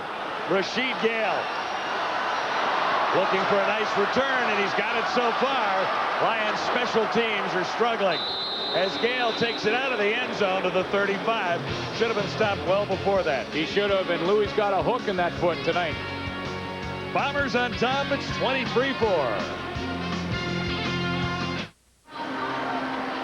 Louis Pasaglia struggling tonight. Here's why. Yeah, here is why. A kicker, it's kind of like a golf swing. You watch Louis Pasaglia's plant foot right there. Now, see, the plant foot's got to be level with the football.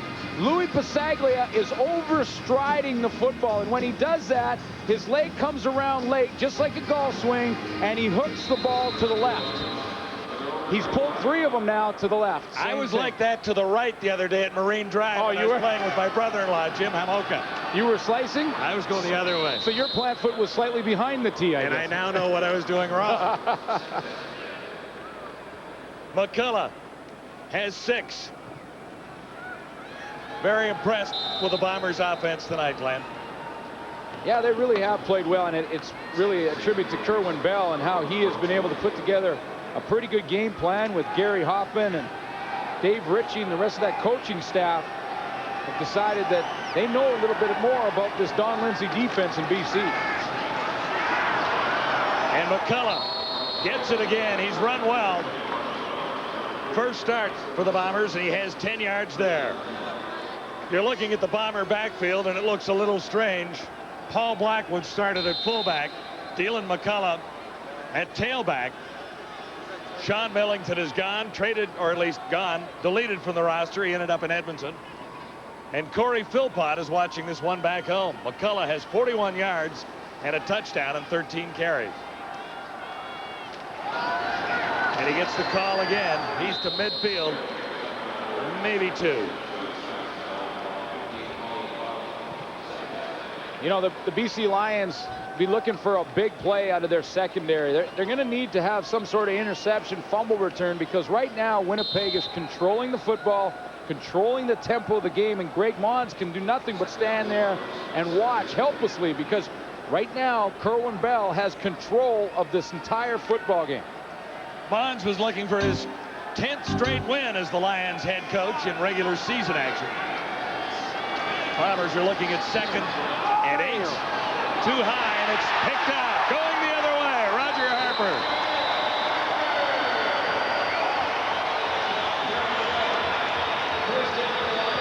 They heard me. What the Lions needed to bring this crowd to life. You're right. Yeah, they heard me.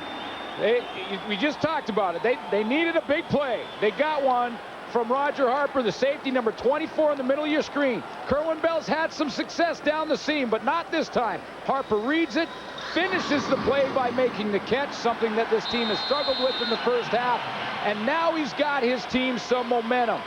Now it's up to Damon Allen to capitalize on that momentum and put some points on the board. Turnovers are even. Allen threw an interception in the first half. Nice play action fake, and Allen goes deep, looking for Jackson, one-on-one with Wilburn, and Wilburn won. Fans wanted a call. You know what? They wanted a call, and in some respects you can see why they wanted it, but I'll tell you something, it's a good no call, and I'll tell you why. That ball was not going to be caught by Alfred Jackson. It was overthrown by about 7 or 8 yards. Barry Wilburn came over the top. You'll see just to the bottom of your screen, but that ball was not catchable. And if it's not catchable, keep the flag in your pocket. It's a good no call by the official. Well said. Allen looks at 2nd and 10. BC at the 40-yard line, trailing 23-4 to the Blue Bombers. Shotgun. Allen. Look to Blair. Almost picked up. They ruled no interception, however. Eric Johnson had an opportunity when it squirted through Blair's hands, but it hit the turf. Well, it's really a game of inches. In football, it could be the difference in a play whether or not you turn out or turn in. I'm talking about, you know, a couple of inches either way for Don Blair there, and he's turning around with that football. He turned out on his pattern. Damon Allen thought he was going to go the other way. That's a couple of times now we've seen Receiver and quarterback not quite on the same page, but just by inches. So the Lions can't get another drive going. Pasaglia is back in. Gale to return. He's got it at the 28. Markers are down as Gale gets across the 40 to about the 42. 15 on the return pending the penalty. Bombers have the ball back and decent field position once more. Winnipeg on top, 23-4. You're watching CFL Live from BC Place, Vancouver.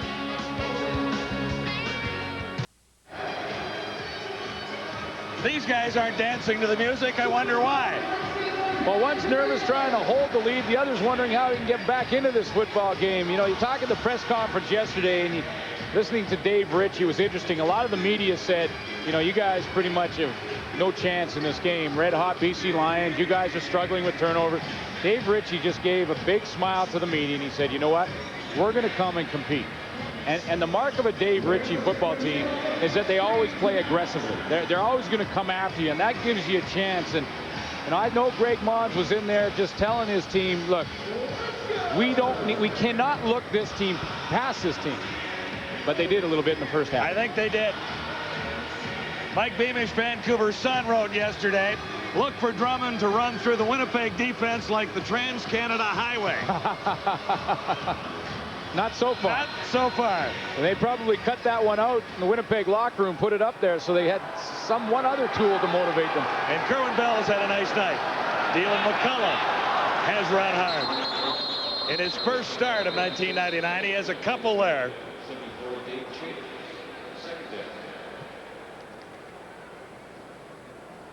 David Benefield's still going. See, he's still going. His motor never stops. He's still over there talking to the officials, talking to the opposing team, talking to his team. He talked so much his mouth guard popped out. He has the BC Lions sacked tonight.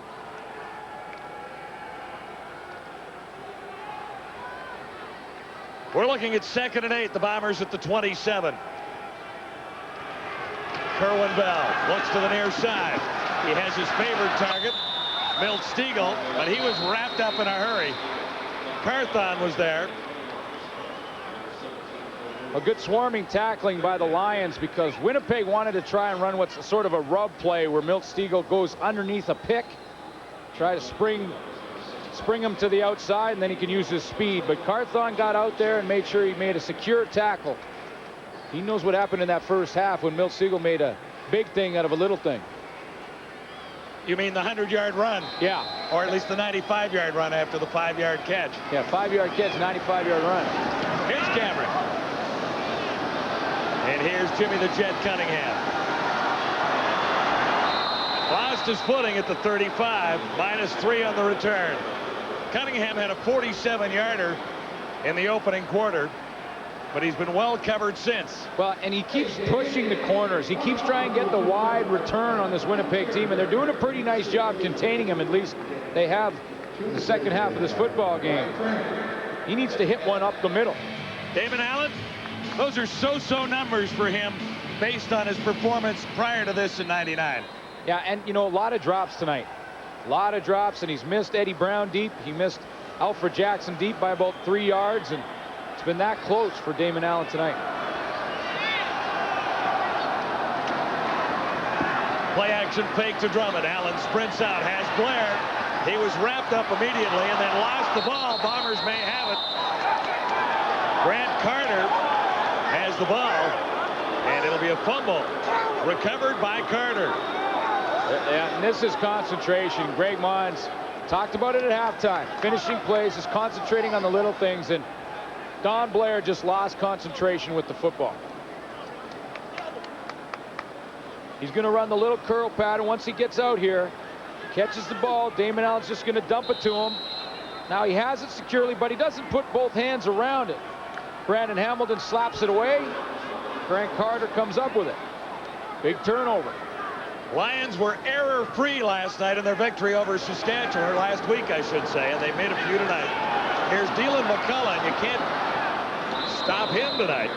On some carries, Armstrong finally wrapped him up, but he had his legs turning for a 6-yard gain.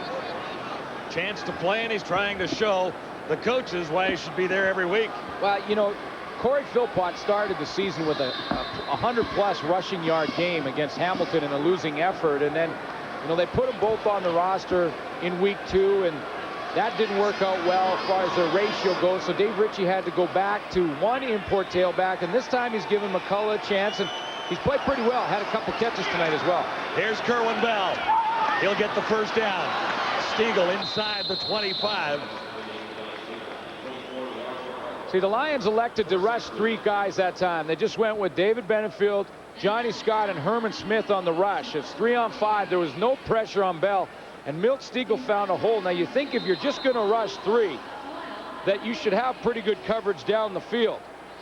But Paul Lacoste got caught in no man's land. He wasn't really rushing, and he wasn't really covering. He was in between covering a piece of grass. And the grass is never going to catch one on you. Absolutely not. Stiegel with a great night going. And so is McCullough, rolling along again.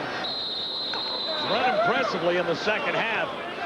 Dylan McCullough. And one of the things he's done that Corey Philpott didn't do well enough so far was hang on to the football. Philpott had 3 fumbles last week. Yeah, and Dylan McCullough has held on to the football. And you know, when you're having some turnover problems, that's key, and that's what Dave Ritchie's looking for. Well, the Bombers had horrible turnover problems in the first 3 weeks. 17 in total for a plus-minus of -6. 7th in the league. McCullough again. And he'll be short of the first down. Only Saskatchewan -11 had a worse takeaway, giveaway ratio coming into this game. Or this week, I should say. It's tough to win when you're turning the football over, no matter how good you are. Let's bring in Farhan Louji. All right, guys, we're here with Corey Philpott. And Corey, I know you would love to be playing in this game. And, you know, you come back, you want to play against them. It's a destiny for it. But, you know, hey, they still got to come to Winnipeg. Yeah, I guess they do. And now, you fumbled 3 times in the game last week, but you did have a big game, 100 yards plus early in the season. Do you feel you should have been taken out of the lineup? Well, you know, it's one of those things, you know, Dave Ritchie wanted to look at Dylan McCullough. You know, the guy played well last year, and, you know, they want to get a look at him just to make sure that, you know, if they're going to go with either 2 Americans or however it looks, you know, they want to do that. So this week was the game that they unfortunately did it. All right, so hopefully Corey gets back in next week. Thanks a lot, Corey. Back to you guys. He made the trip. Now, I heard that he was staying back in Winnipeg. He must have caught the red eye last night or something to come out and watch. Well, it's his old hometown. He's got a lot of friends here. He's got the pool hall in White Rock called Quick 6. So he wanted to come out and check on business, I guess, and watch Dylan McCullough and see how he fares tonight. He's doing pretty well. Add 3 more to the Bomber total on Westwood's field goal. You know, when you look at the way this game has gone, even in the second half, the Bombers haven't marched for touchdowns, but they've added 6 points. And the Lions haven't responded for a long, long time. No, they haven't. They haven't got anything going offensively. Really haven't got into a rhythm, and it's been drops, sloppy plays, and drop balls. Damon Allen is faced with his receiving core tonight. He's got to get it going, and there's Robert Drummond. Carter wrapped him up in a hurry. Grant Carter, nice game for 51 tonight. And Grant Carter came up with that fumble recovery, and, you know, we talked about David Benefield's motor. Well, Grant Carter's motor is full throttle all the time. He's playing with a bit of an injury, too. He was nicked coming in, so Grant Carter has to play through a little pain tonight. He's played pretty well. 4 yards for the Lions, making this 2nd and 4. Allen needs a first down here, and he gets it. Eddie Brown. Big catch by Brown. Good coverage by Hamilton. He did a nice job of using his body to screen Hamilton from the football. He kind of jumps up and puts his body in between the football and Brandon Hamilton, and that's why he could come up with that catch, because Hamilton was right on the doorstep. 15 yards the gain. The Lions near midfield. Allen hasn't run a whole bunch tonight. He did it effectively there for a first down. 11 yards. Hamilton on the tackle. That's what he needs to do. Take off and run. That gets him more involved in the football game. And Joe Paopao, even if it's a hurry-up offense, still likes to call the plays from the sideline. He feels this way about that. He knows that Damon Allen has the ability to call his own plays, but he thinks it's better to sometimes take that pressure off the quarterback. He said, I'll call the plays, you just execute them on the field, and then we'll have our assignment. He said every now and then Damon will say, he'll wave to the sideline and say, I got one. And Joe says, hey, if you feel good about something, go ahead and do it. Injured Bomber. Here's what happened. Grant Carter's pursuing Brandon Hamilton, comes over. You see Carter jump up and then kind of looked like his knee locked. He's grabbing that right knee. He jumped up over. He really didn't get any contact. Looked like his knee locked, and he's having some injury problem. He had a hamstring coming in.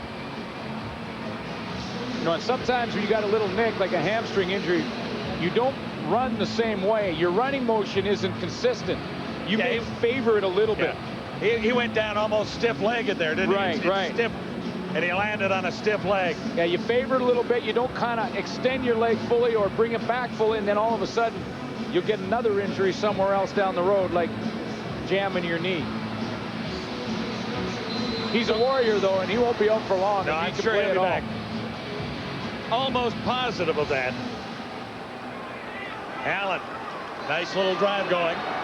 Best possession of the second half for the Lions, and this should be the last play of the third quarter.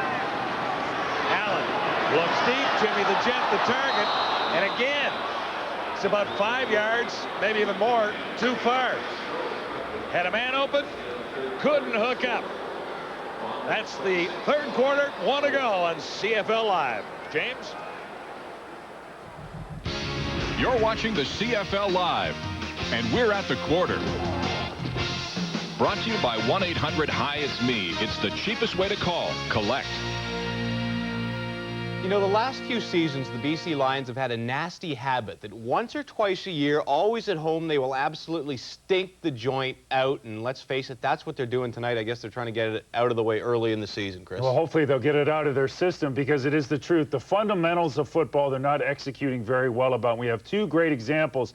These plays that we're about to see are basic plays of football. Really, Damon Allen sees pressure, has to throw sidearm into the hands of Jimmy the Jet, out of the hands of Jimmy the Jet. You got to come down with that. Next play, Damon Allen throws the football down the seam. Now, this may not look like a catchable football, but I really think Eddie Brown should have dove for the football, made that second effort.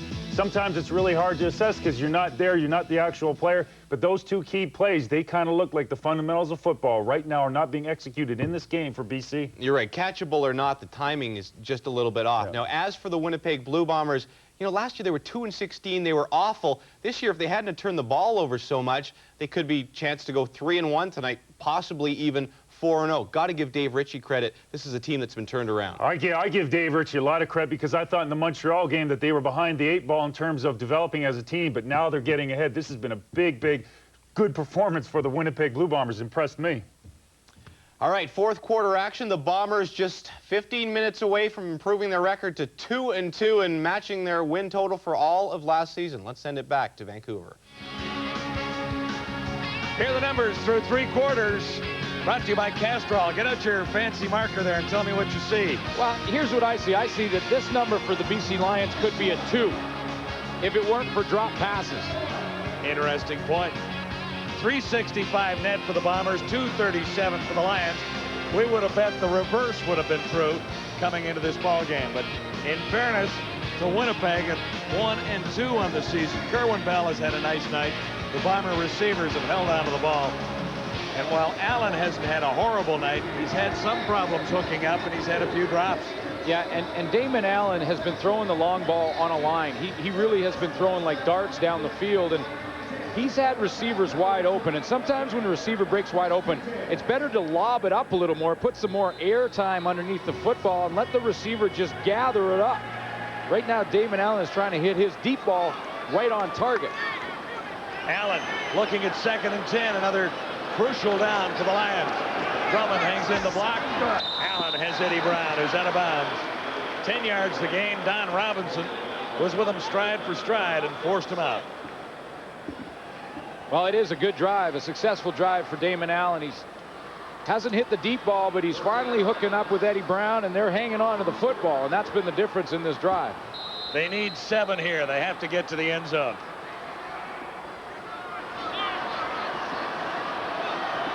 From the 35, Allen's shotgun. Looks to the far side, has Henry, breaks the tackle. Could be gone. That's what they needed.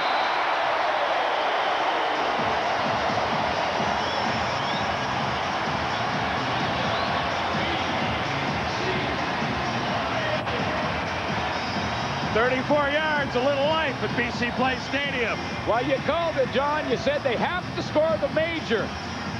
Rocky Henry, 2 touchdowns and 2 catches last week. That's why he got to stay on the roster when Alfred Jackson came on and Jimmy Oliver came off. Watch the cut after the catch. It's 1 step and then bam, he's gone down the middle in a hurry. This is called cutting on a dime and giving some change. Watch this. 1 step, bang, and then he's right down the middle and no one's going to catch him. Looked a little bit like Milt Stegall on that play. Solid speed. Henry's 4th touchdown of the year. Lions are going for 2. Allen has the corner. Looked easy.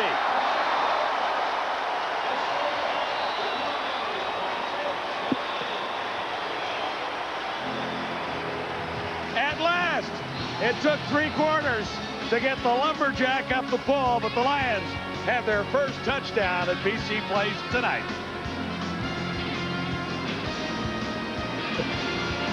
All right. Ian Mendes. We'll be back. Just what the doctor ordered for the BC Lions. The reception by Rocky Henry, 34 yards and a nice drive, Glenn. Great hitch pattern, and Rocky Henry took off for that key play of the touchdown. But I think another key for it was the 2-point convert. Damon Allen scores that 2-point convert. Now it's a 14-point game. If they miss, it becomes a 16-point game. That's a big 2 points. Lions with 2 touchdowns can tie it up and make the 4th very interesting. McCullough wrapped up with a little more enthusiasm from the Lions out there at about the 38. Well, momentum. Old Mo is an interesting character because Old Mo will switch sidelines whenever he feels like it in a game. And when Old Mo goes on that offense for the BC Lions, now the defense feels it a little bit. They're over there talking to Old Mo on the sideline. Now they come out fired up. Remember a long time ago in the Saskatchewan days interviewing Bobby Cosset live, and he started talking about Old Mo, and I had no idea what he was talking about. That was back in the 70s. We figured it out now. Bell had a target, but there's no yardage there. See, Old Mo was sitting on Reggie Carthon's shoulders there. You see, in the first half, Milt Stegall turns around and has lots of time. That time, Reggie Carthon breaks on the ball and not only tackles the receiver on this little out pattern, he not only tackles him, he also drives him to the turf. And that's where Mo comes in. See, this is all Reggie Carthon there, but this little extra effort right there to the turf, that's momentum. Stegall made the catch, but he's short of the first down. 2nd and 6. Bell took a late hit. There's a flag down. Now on the far side. And Bell is down as well. Well, I think it was a little late back there. Illegal contact on an eligible receiver. BC number 24. First down. The penalty against the Lions. 24. And not against Benefield on Bell in the backfield. Well, Roger Harper was nowhere near the play, so you know, it's a little bit surprising as to how he gets nailed on a. He was 30 yards away from the play and gets a penalty. Bombers with a first down. McCullough cuts it to the outside, and Harper wrestled him down, but he'll have another first down, it would appear. At least 10 yards. Let's go back to that Roger Harper penalty because, you know, right down here at the bottom, that's Roger Harper. See, the ball is caught up here in the corner. Roger Harper drops back, and he did not do anything wrong. So either they got the wrong number or the refs had blinders on. Well, Harper made the tackle on the last play. He seems to be shaken up a little bit. Yeah, he's trying to catch his breath. He was the guy who tackled D-Lam McCullough, and it looked like he got a foot in the spot that he's not supposed to touch on television. That's why he's got his back to it. Yeah, he's got his back, and you know, you're not allowed to touch there. We'll just leave it at that. And see, Billy Rochelle, there's the trainer go, yeah, okay, I know where you're hurt. Don't touch there. Billy's been around a long time. He can just whisper in his ear, no. Tough it out. Here it is right here. He gets the tackle. Trying to ride D-Lam McCullough to the ground. And got the elbow. See D-Lam McCullough's elbow. And so he'll go off and try and get his breath and voice back. McCullough's had a nice night. 70 rushing, 64 receiving yards to McCullough, the 1 touchdown. And this Bomber drive continues with a first down, thanks to McCullough. Bell puts it up. Stiegel is wide open, makes the catch, and confuses the Lions secondary. He didn't make much after the catch, but he had the Lions spinning a little bit down there and making sure he didn't break another one. Well, you know, he showed his speed in the first half when he ran away from everybody. Here he shows his smarts. He's going to come from the left of your screen, and there's windows in the secondary's coverage. There's one window. There's a second window. He finds the window, settles down in it, and then picks up the football in between David Benefield and Paul Lacoste. That was a smart catch. In the first half, it was all athletic ability. Now he's using his head as well and putting together a heck of a night. 21 yards on the previous play. He's closing in on 200 receiving. Here's McCullough, and he's helicoptered down there, spun right around. Benefield was involved. The gain is limited to 3. It's always tough when you're watching a game like this from home to see how physical the game is. And, you know, all you have to do is sometimes be close and get one of those seats down by the field. But this has been a very physical football game. Now, Deland McCullough looked a little bit like a pinball going on the tilt mode. He gets hit and knocked around a little bit right there. Benefield right across the thighs and still hangs on for a few extra yards. Second down and long. Here's Bell, wrapped up and down. Johnny Scott is there, number 72. Second sack by the Lions. Well, none bigger this season, I don't think, for the Lions than that one by Johnny Scott, because not only does it snuff out the chance for the major, but it also makes it an awful long field goal attempt for Troy Westwood. Now he's looking around 41. So the big loss here, really Kerwin Bell doesn't have a chance. He sees David Benefield from the outside and loses some yardage. He lost 9. So Cameron will spot it dead center on the 40-yard line. Westwood has had a good night. 4 for 4. And he has one more. Troy Westwood hitting on better than 75% of his field goals. The Bombers add to their lead. It's 29-12. One more team. The Desk with Dutchie and Dave following football tonight. That'll be the Pacific edition at 2 a.m. Eastern time, 11 Pacific Prime. A little football action to talk about tonight. This one, of course. Yeah. Hamilton, Edmonton, big blowout by the Ticats, and of course Calgary beating Montreal in Montreal. Bombers have dominated. 10 in the first, 10 in the second, and 9 in the second half for a 29-12 lead. Damon Allen has his hands on the football, scored last time, has Alfred Jackson, and he's short of the first down by about a yard. Well, coaches will always tell you heading into the fourth quarter that you have to win the fourth quarter to win the football game, but I think Greg Mons probably told Alfred Jackson and the boys, especially on offense, that you not only have to win in the fourth quarter, but you also have to win big in the fourth quarter. 15 points back now, if I did the math correctly. I think you did. 2nd and 1. Lions trying to get across the 45 and should have it there. Robert Drummond has a couple. They haven't gone to Drummond as much as I thought they might. Well, it's tougher when you're behind by as many as the Lions are now behind with this time in the game. I mean, you want to mix them in there and continue with it. You wanted to start the second half, but now pretty much time to put that thing in the air. 3 receivers to the near side. Allen looked for Blair, and they say no catch. Well, see, remember when the Milt Stiegel caught that ball over the middle and I was talking about the windows in the coverage? What happens is as the coverage drops defensively, you see little windows, you see openings in between the linebackers. Don Blair hit the first window, settled down. Damon Allen threw it into the second window. And you know what? It went straight out the window with the bathwater or something like that. Isn't that how the saying? It's the baby goes out with the bathwater. Okay, yeah. However, maybe the window was open and it went right through. It went right through it. Allen on 2nd and 10. He needs a big play here. And may get away. Wow. That was a brilliant move by Damon Allen to stay alive and find Robert Drummond. And they say no catch. I think Mo Kelly, intercepted by Mo Kelly. Drummond went up. Kelly came down with it. Well, this is a two-part play. First of all, the magic act that Damon Allen put on to get away from the rush.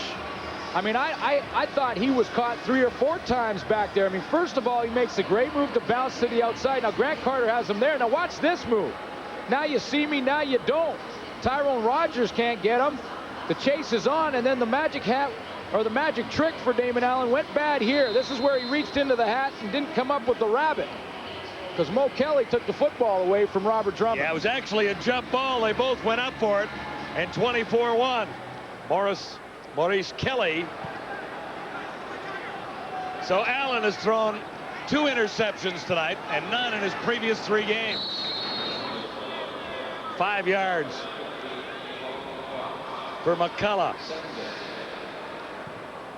There are nights like that for quarterbacks. Yeah, there are nights like that. You know, the first one you definitely give to Damon Allen on the interception that he threw to Brandon Hamilton. But I think that one, you know, he's sort of looking for his athlete and Robert Drummond to win that war for the football. I mean, there were 3 guys standing there, Drummond, Alfred Jackson, Eddie Brown, and you know, Damon Allen throws it up hoping that one of them will win that fight. And it was 2nd and 10. He threw it deep into Bomber territory.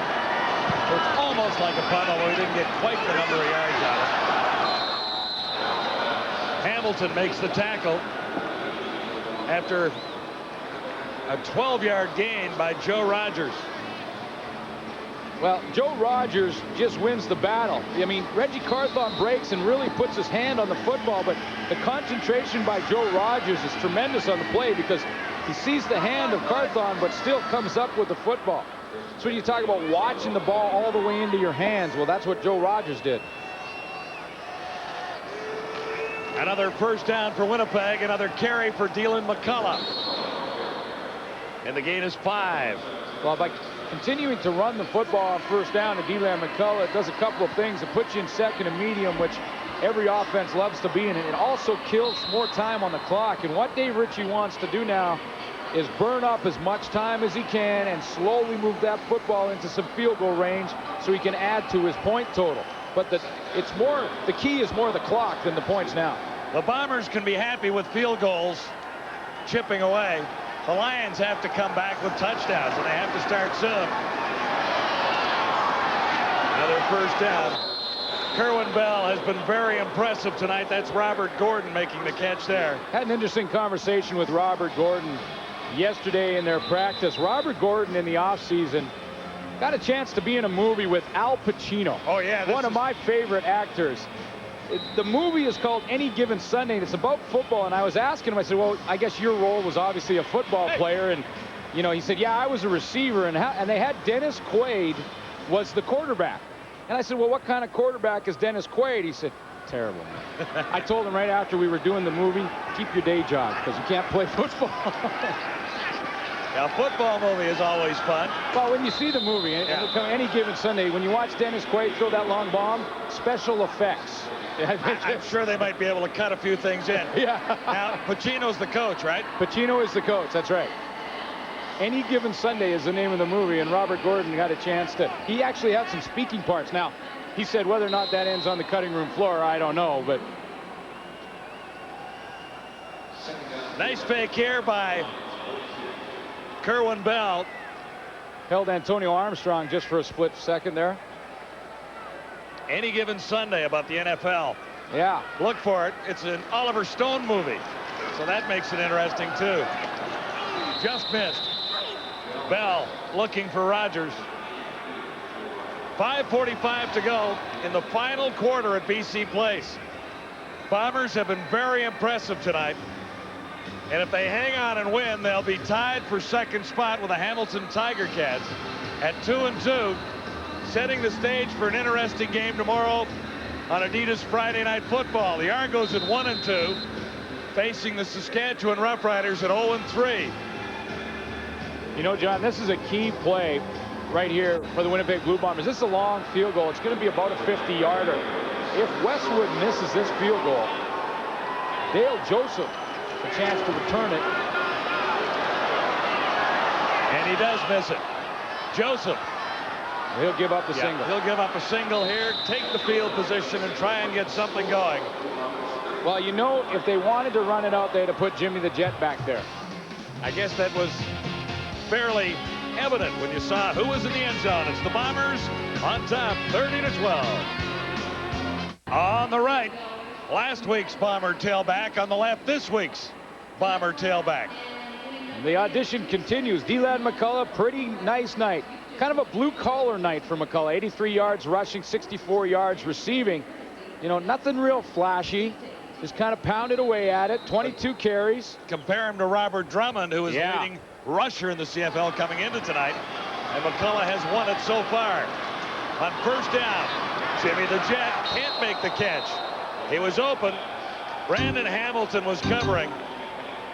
He's had a nice night, number 3.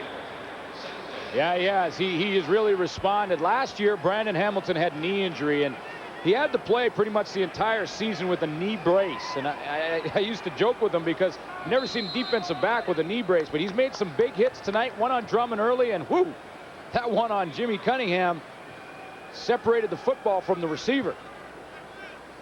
So 2nd and 10 facing Damon Allen and the Lions now. Another critical play.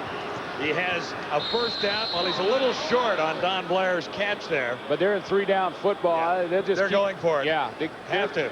3-down time now for the BC Lions with just over 4 minutes to go in the football game, or 40. And now, well, then Greg Mons might punt it away. He's going to He changed his mind. He did, because it's a long yard.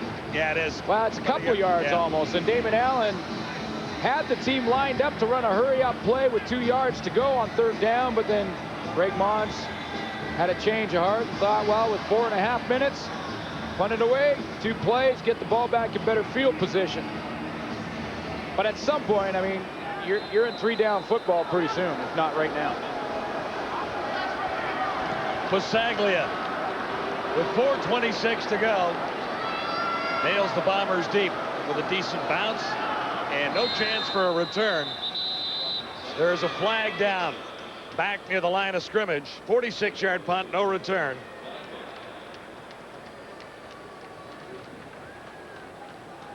Procedure, yeah, against BC. And you know what? They'll probably make him do it all over again. That's what Dave Ritchie will elect to do. He has the choice here to decline the penalty and take the ball on the 13-yard line, or he can have Louis Pasaglia illegal formation, BC number 8. Kick it again. And that's what they'll do. Try and, you know, Dave Ritchie wants a little bit better field position. Plus, it takes some more time off the clock with his punt return team on the field and Damon Allen on the sideline, and that's exactly what he wants to see. Pasaglia moving back a little closer to his 30-yard line. And with a roll last time, he had a 46-yarder. He might have hit this one a little better. And Rogers has a chance to return it. Forced out by Crum, number 37. Well, the penalty and taking it, making the Lions punt again, gave the Winnipeg Blue Bombers about 8 or 9 more yards. And took a few ticks off the Timex. What a night. Kerwin Bell, most proficient passer in the CFL in 1998. And he's finding a way with his new receivers in Winnipeg. It started last week in a game the Bombers could have won. Kerwin Bell took some heat last year, and we've all heard the comments that some of the Argos had made about Kerwin Bell not being a leader. And I talked to the offensive lineman and Craig Hendrickson and some of the guys up front and just said, you know, what kind of guy is Kerwin Bell in the room? They said, geez, if that was what it was like in Toronto, we sure haven't seen it. He has really led our football team, and of course that's what he needs to do here in Winnipeg. I think he's a likable guy. He threw for 5,000 yards last year. Well, we talked about what Winnipeg had to do to win the football game. They had to stop the run, and they've done a nice job against Robert Drummond tonight. They had to test the Lions deep. We just saw Kerwin Bell's numbers. put up a real good night. And, of course, Milt Stegall went 100 yards on one play and eliminate turnovers. They have certainly done that. They only have one tonight.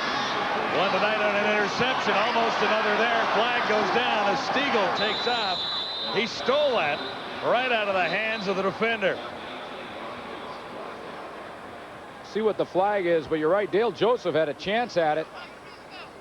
That's been the story for the BC Lions tonight. Eric Carter had an interception. Illegal contact on a receiver. BC number 18.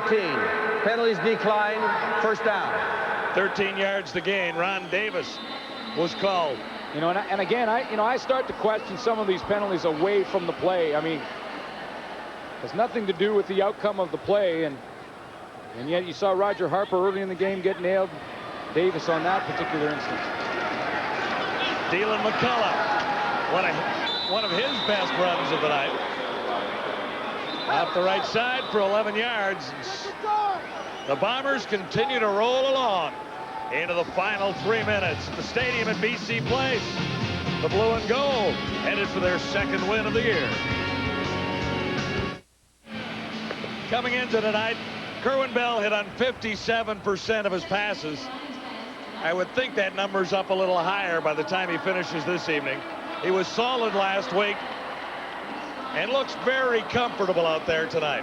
Well, and of course, you mentioned how well he did last year, and he broke a CFL record last year for passing completion percentage, and that's pretty impressive with some of the great quarterbacks throughout history in this league. So, you know, even though Toronto struggled a little bit last year, Kerwin Bell really put together a pretty nice year, and he has the last couple of years. So that's why Dave Ritchie brought him over. They needed a experienced quarterback. Little play action fake. He looks long, far side. It's Stegall again. And Davis fired him out of bounds, but Stegall has his 11th catch of the ball game. Milt Stegall has one of the best averages in the game, and he's just going to run the corner on Davis. Milt Stegall pushes him to the inside. Davis has pretty good position, but you see the speed at the end of the play just kind of outruns the angle that Ron Davis has and comes up with the football. He's got DBs hopping right now. They're sort of getting out of their back pedal in a hurry. At 32, and Stegall has 236 yards. McCullough lost the ball. And the Lions have come up with it. So there's a glimmer of hope here with 2:32 to go. Scott coming up with a football lost by Dylan McCullough. Now, it would be a huge comeback, but I have seen games, and John, you and I have witnessed games where in 2 minutes of football in the CFL, a team has scored 3 majors. That's what the Lions have to do. That's the only way to win the ball game. And we've seen it happen before. And Johnny Scott just hopes that they stay on the field for the remainder of this game because he is tired. There's a marker down far side. First down. Well, a penalty goes against the Lions. I believe they called David Benefield's number.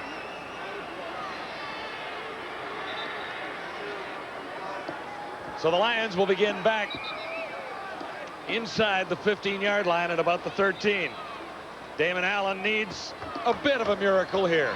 He needs a drive. He needs to get a couple of big plays out of this drive. Onside kick, get it back again. Then a turnover. Pretty tall order, really, when you think about it. Hey, could happen. I know it could. Could happen. It could happen. Likely not, but could happen. It could. The Lions are looking at 1st and 20 as a result of the penalty to Benefield. Beginning back at the 13. 1st and 20. BC trailing 30-12 to a solid Blue Bomber team that showed up at BC Place tonight. Damon Allen looks long first drive, and he has Jimmy the Jet. It'll be a first down. Okay, well, Jimmy Cunningham got one of his big plays. He got a big play. So he needed a couple of big plays in the drive. There's one of them to Jimmy the Jet. Throwing on the backside against Maurice Kelly. Got that corner route. Now he's giving himself some breathing room. 29 yards. It's a little corner route on Maurice Kelly. And there it goes to the corner. Turns around. Excuse me, that wasn't Maurice Kelly. It was Andre Strode. My apologies to Kelly. He'll make sure he mentions that to me next time we do a game. Allen on first down. Near side has Jackson. He dove to make the catch, but he's short of the first down by about 3. Jackson making his first appearance of 99. You know, and you're going to see a lot underneath open receivers here because Winnipeg has to stay back. They have to keep back and keep lots of depth between them and the receivers. Not give up the big, quick touchdown. Let them move down the field, but don't give up the big one. And this is whistled down.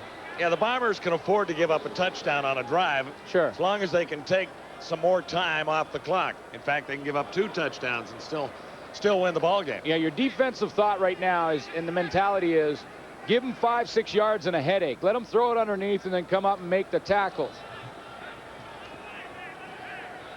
Well, maybe a bit of a wake-up call for Greg Mons and the BC Lions. You know, they Illegal procedure, BC 66.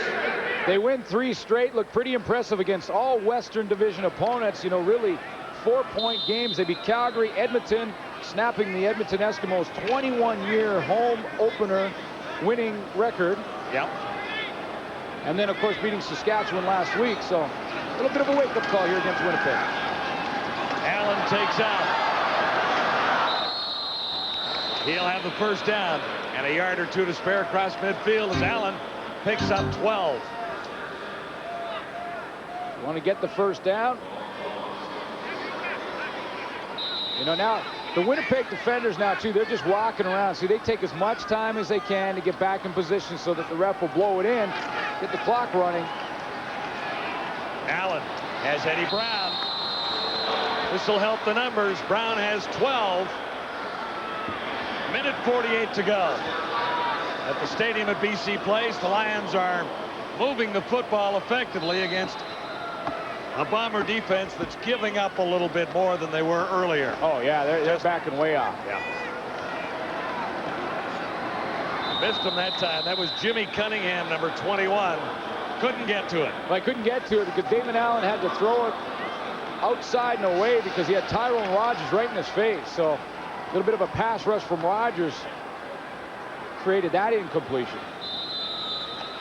Well, you know, we talked about how Winnipeg has played better than their record heading in, and you mentioned earlier, Johnny, it really makes the East an interesting division. And you think about the matchup tomorrow for Adidas Friday Night Football with Toronto and Saskatchewan. Big games for both teams. Toronto could stay in the hunt. Saskatchewan needs that first win in a big way. Win tomorrow for Toronto, and they'll stand tied with Hamilton and Winnipeg for second spot at 2-2. Meantime, the Rough Riders at 0-3 really have to get something going this week. And you think that Montreal lost today to Calgary earlier tonight. Now you're looking at 3-1 in Montreal, 2-2 the rest of the pack if Toronto should win that game, and you got a real tight, interesting Eastern Division. Now, how about the West? Yeah. Tie for top spot if the Bombers hang on and win this. BC 3-0 coming in. Calgary 3-1 on the result of a 38-17 win over Montreal tonight.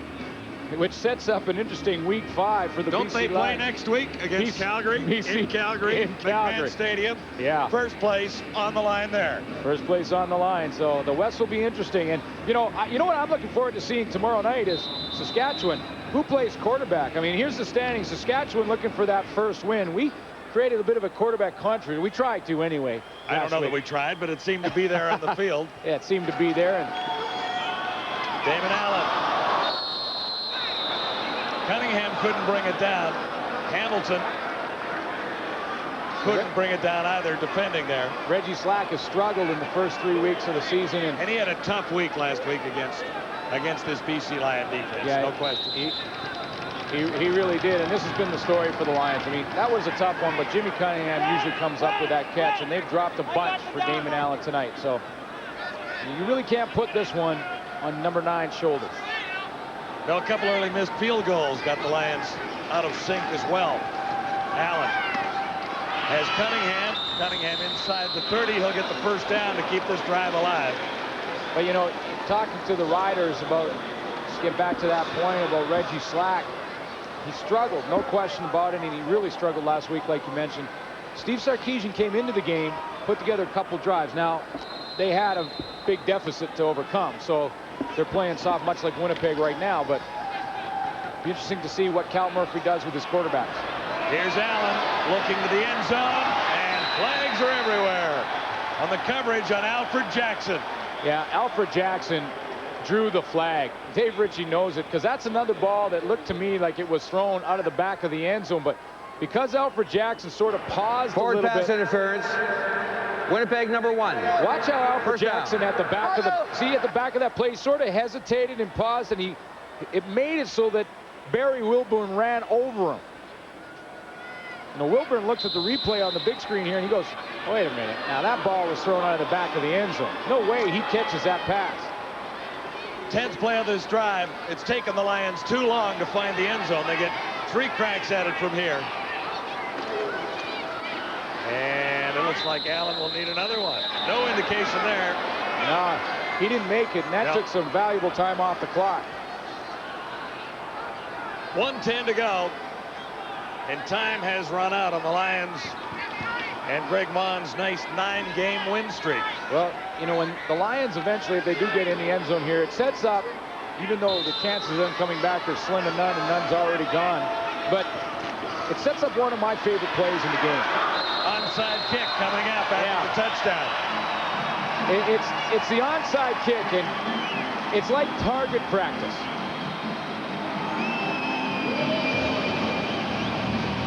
Well, Drummond adds one more touchdown, his second rushing major of the year. But he hasn't added many yards to this football evening. Here's Drummond, and he just hammered his way into the end zone. Standing up.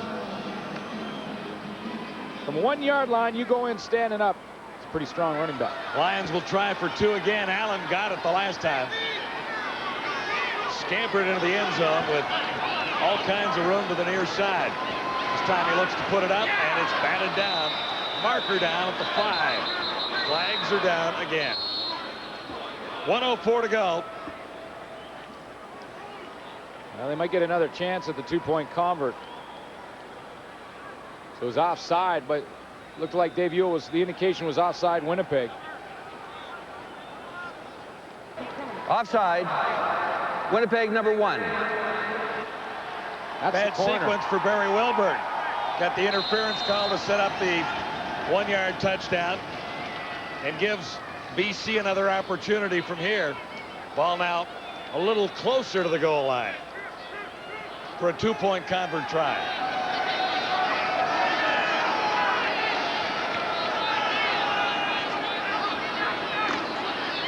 Allen looks to put it up, and he can't get up himself. He's nailed. So that would have got BC within 10 had Allen been able to get to the end zone. Now it's 12, which means the onside kick. Trying to go to the end zone quickly in 1 or 2 plays. You know, he's going awful slow up that pole. It's a hot night here at BC Place. You know, but it's two schools of thought. One is you think he'd be rested up because he hasn't had a lot of action. Only his second trip up. Second trip up the pole. But the other thing is when you're standing around for 3 quarters, you get kind of stiff. You get tight legs, you know. He's probably got a hamstring problem right now. Oh, yeah, you get that lumberjack thigh happening, and you got a big problem. You got to stay loose, go up and down the pole a few times in the first quarter. Greg Mons would have loved to have seen him be the busiest guy in the evening here, but he certainly hasn't seen it. Well, you know the streak would end sooner or later. I mean, it's awfully tough to go perfect. It'd be the first blemish for Greg Mons in the regular season. And the interesting setup next week when the Lions are in Calgary at McMahon Stadium next Thursday. Here's the short kick. One of the fun plays in football, and Lou's made a few of those work. But Stiegel is there, up and bringing it down. It's like target practice. Guys running down. You're just trying to knock somebody's head off. Milt Stiegel skies for the football and comes down with it. Yeah, he's the best player on the field tonight, wouldn't you say?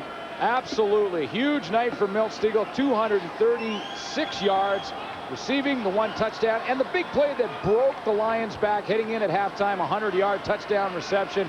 He gets the Adidas game ball. It was a 5-yard catch and a 95-yard run after the fact. Yeah, and it really broke the back of the BC Lions. They went in at half. Instead of being down by 9, they were down by 16. Big difference. So Kerwin Bell, nice night himself, with very impressive numbers, gets a chance to run some time off the clock.